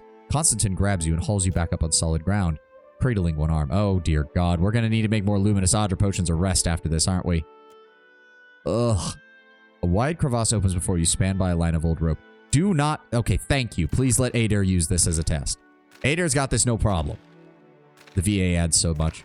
Oh, that's also why I like to actually read aloud everything that's happening if it isn't voice acted, because I do feel like that helps. I even got a compliment on it from one of our early Pillars of Eternity videos when I uploaded it to YouTube, where the guy was actually very pleased because he doesn't always watch on screen, and he also knows that a lot of people don't keep text on screen long enough for other people to read. So he was actually very complimentary that I actually read out everything. Press further into the valley. A boulder blocks your path and you have to push it out of the way. You succeed, but it rolls aside. It crushes Constantine's hand. What the hell? We didn't even get a choice on this one. Darkness falls as you get deeper into the valley. The footing seems even more treacherous in the gloom. And soon enough, Adair slips and falls, head knocking against the stone ground.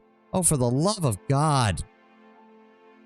Ader was injured. 24 hours passed. Oh my fucking God. Ugh. Partitioned off by a veritable wall of dry brambles. Voice acting is always slower than reading. That too. Takehu.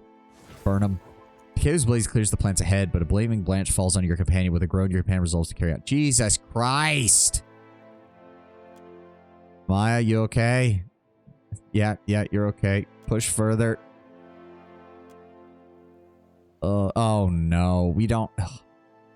Where's your goal? What initially seems like a heavy blush of exertion crosses Takehu's face, grows into a decreasingly weeping rash of broken sores. I don't think we had... No, the highest we've got is a 3. Soothe the sores with magic. Thankfully, Takehu's still up. We'll just moonwell it. Sores resist the magical attempts to treat. Oh, come on!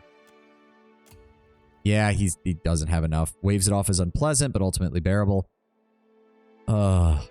This is utterly ridiculous. As you trudge along, this literally took us 2 days. We're using the artwork from the first game. I mean, if you've got it. To be fair, I don't think we've actually seen that walking artwork in this game like at all, so not overused by any extent. The sun beats down on your party, blistering Maya's skin. You notice your companion begin to slow behind you. Ugh, I hate this place. You finally reach the end of the valley. It comes as a surprise. A cliff looms above you, surrounded by the faint red illumination, or perhaps it's simply the glow of the setting sun. 9 hours. Oh no. Oh, for the love of... Oh, Jesus Christ. There's no way in fucking hell. There's no way in fucking hell. Oh my fucking God. Continue cautiously forward. The necklace hangs from the tusk of one of the largest boars you've ever seen. Oh, great. Oh, great. Fuck you, game. Just fuck you, okay? Well, this isn't good. The large boar, quills bristling, snorts and stamps his... That's a big pig. The beast is taller than you are and much heavier. All muscle, bone, and tusk. Ugh. Who's a good boar? Who's a good little-ish boar? The boar clomps over, eyeing you warily, but it sniffs at you and then snorts. Pet the boar.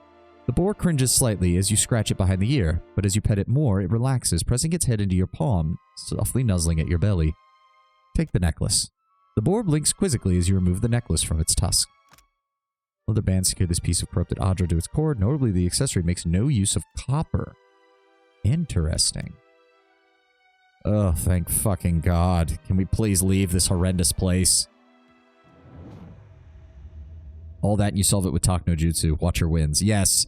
If I can't do anything else, I can at least Talk no Jutsu out of this.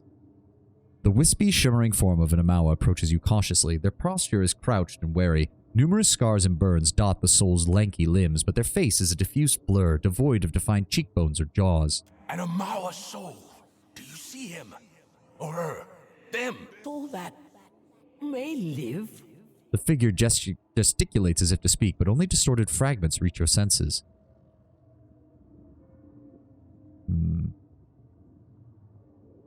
Another woman in robes revealed herself to me as well. The seeking face lurks above the slaughter she helped create. Learn from that relic. Grow as hard as it, that you may live to restore the Crucible. The figure lurches forward, its posture urgently pleading, but no words are spoken, and the form dissipates into nothing. Okay, one last ad break, and then we'll play for a little bit longer, and then I gotta go to get ready for work. Oh, pop in the ankle, pop in the wrist, stretch. Oh, make sure you guys get water and stretch when you sit. Don't just be sitting down watching me for 3 hours straight. It's always good to get up and stretch. Always a good idea. Oh, and I have homework. Well, good luck with that, Lord Brownbear. Thankfully, I do not have to deal with school anymore. Preferably for the rest of my life. That would be great. I'm going to guess that we're going to have to favor one of the 3 heads Each of the three aspects is going to have some kind of solution to what's all wrong with the island, and it's going to be different based on which one it is. Ugh. The fact that it called the lady who appeared the Seeker, though, is interesting. I'm starting to wonder if the three faces are not as closely linked to Gallowayne as his followers want to believe. I earned myself another semester with my slacking, so that sucks. Well, what's the meme? Oh, look. The consequences of my actions. You can get them all, but you have to choose one to champion close by the end. Yeah, I figured. As I said, it's going to be a case where you're going to have to pick one by the end, one way or the other. And we're back. Okay, yeah, a little bit longer, another 10 to 15 minutes, and then I'm going to have to go, unfortunately. Well, that happened. Again, any idea who that was? Hard to say. The surviving face, perhaps, or a soul connected to it. Were you able to understand it any better than I was? I speak spirit, not crazy. It's like it was reaching out from somewhere far away. In my defense, I didn't wanna. Well, that's still the consequences of your actions, Lord Brownbear. It doesn't matter if you didn't wanna. How that we learn more by completing the trials. Oh, dear God, I hated this place. Let us leave and never speak of this place again. We need to rest as soon as we're back on the world map. Ugh, that was utterly fucking brutal. No, do not eat the rest of our lobster, please. Let me see here. What's the good shit? Well, I don't know where exactly we're going to be going from here, so I'm just going to stick us with the Mariner's Porridge until we know what we need to use. Stress worsers. I'm the opposite, a stress slacker. I've done both. I've had stress and slacked, and then I've also had stress and just like gone fucking off the deep end with worry.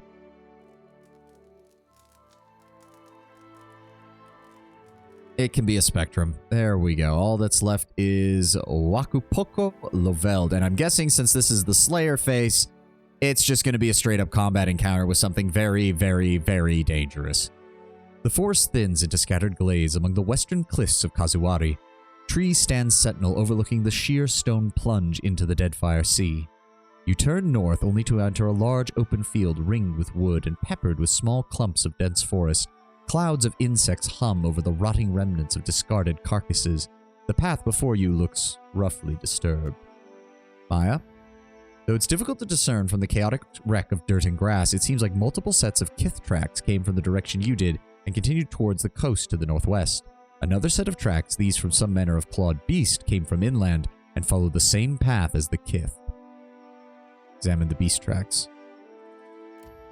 The tracks appear to have been left by a Stilgar, a very large Stilgar. The tracks overlap the kith tracks and are overlapped by them in turn. The creature was stalking those who would stalk it. Examine the kith tracks. 4 different sets of tracks appear, including a set that look Orlan. The others are more difficult to narrow down to a specific type of kith. The tracks seem pretty close together, as if those who left them were moving slowly and carefully.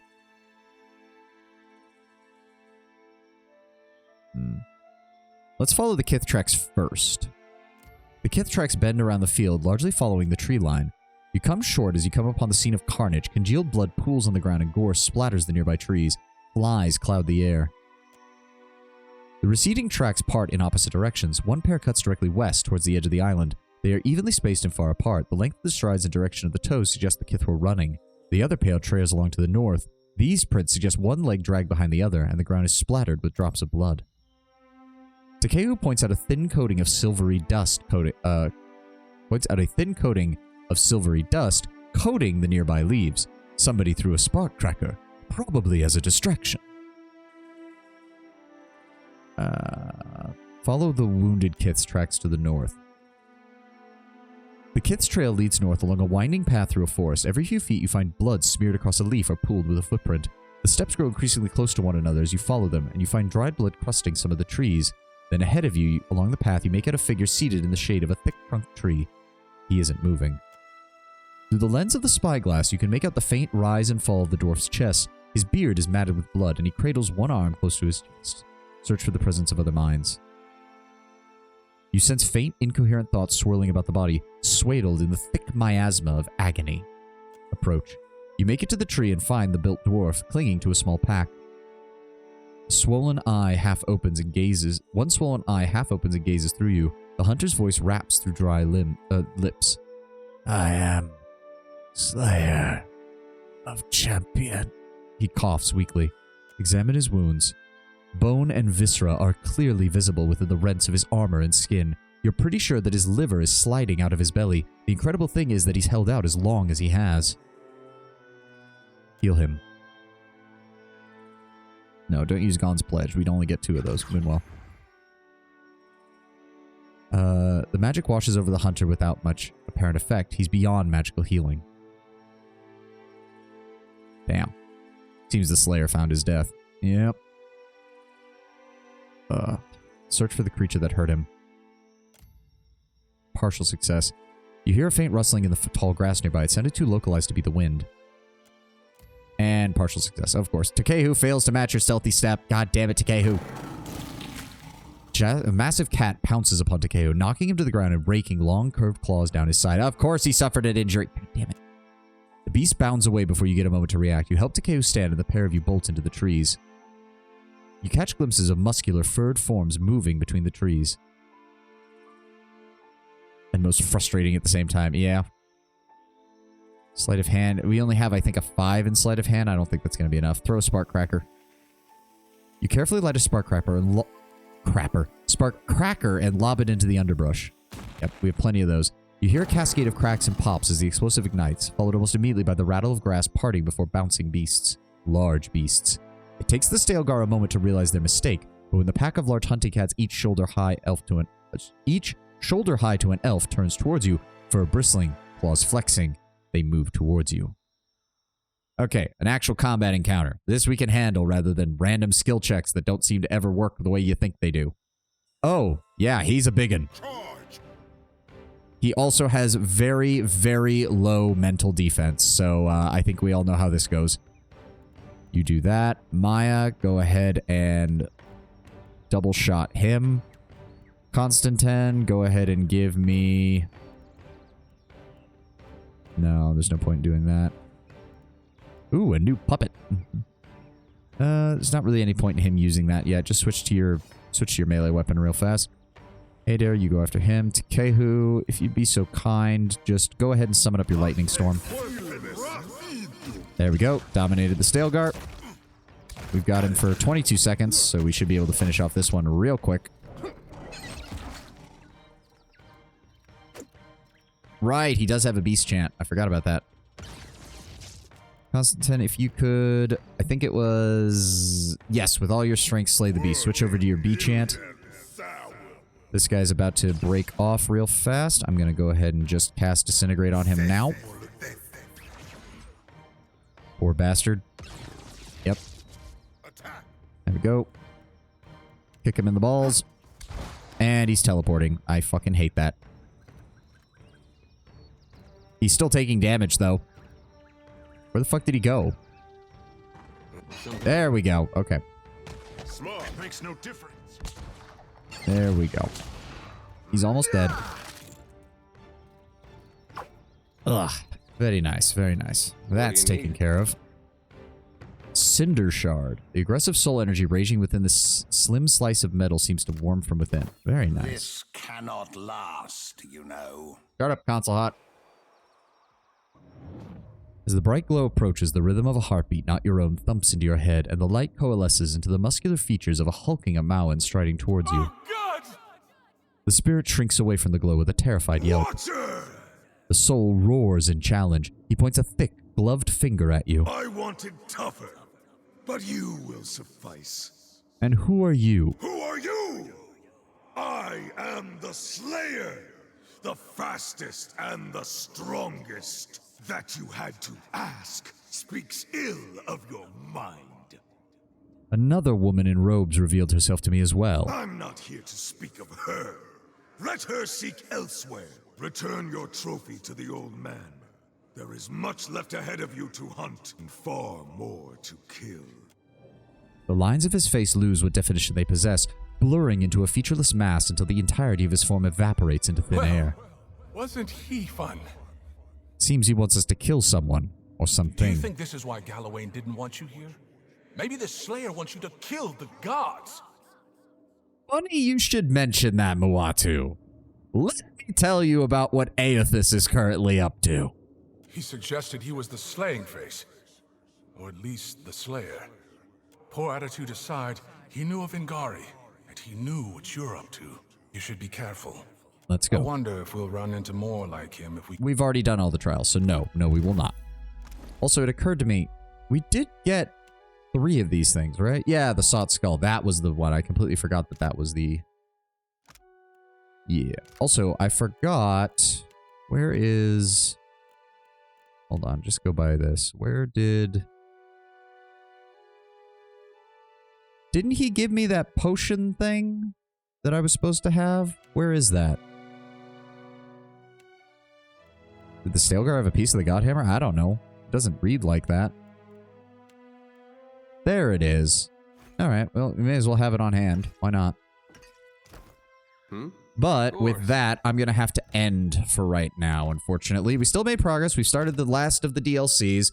I am not sure how much of this DLC I will do, though, considering you said a good chunk of it is optional. I might not 100% this DLC just so we can keep a move on. Plus, if we do have some time before Avowed comes out, I would like to make up for skipping Endless Space and getting a little more of that in as well. So thank you all for being here. Thank you all for joining me. Thank you again to Terrell Wizard for joining us as well. I hope to see you again, buddy. Let's go see if there's somebody to raid right now, and we will finish up for the day. Look forward to tomorrow. Yes, we will be continuing more Pillars of Eternity tomorrow, as per usual. Let me see who's up right now. Let me see. Who do we have? Lots of people playing Marvel Rivals for some reason.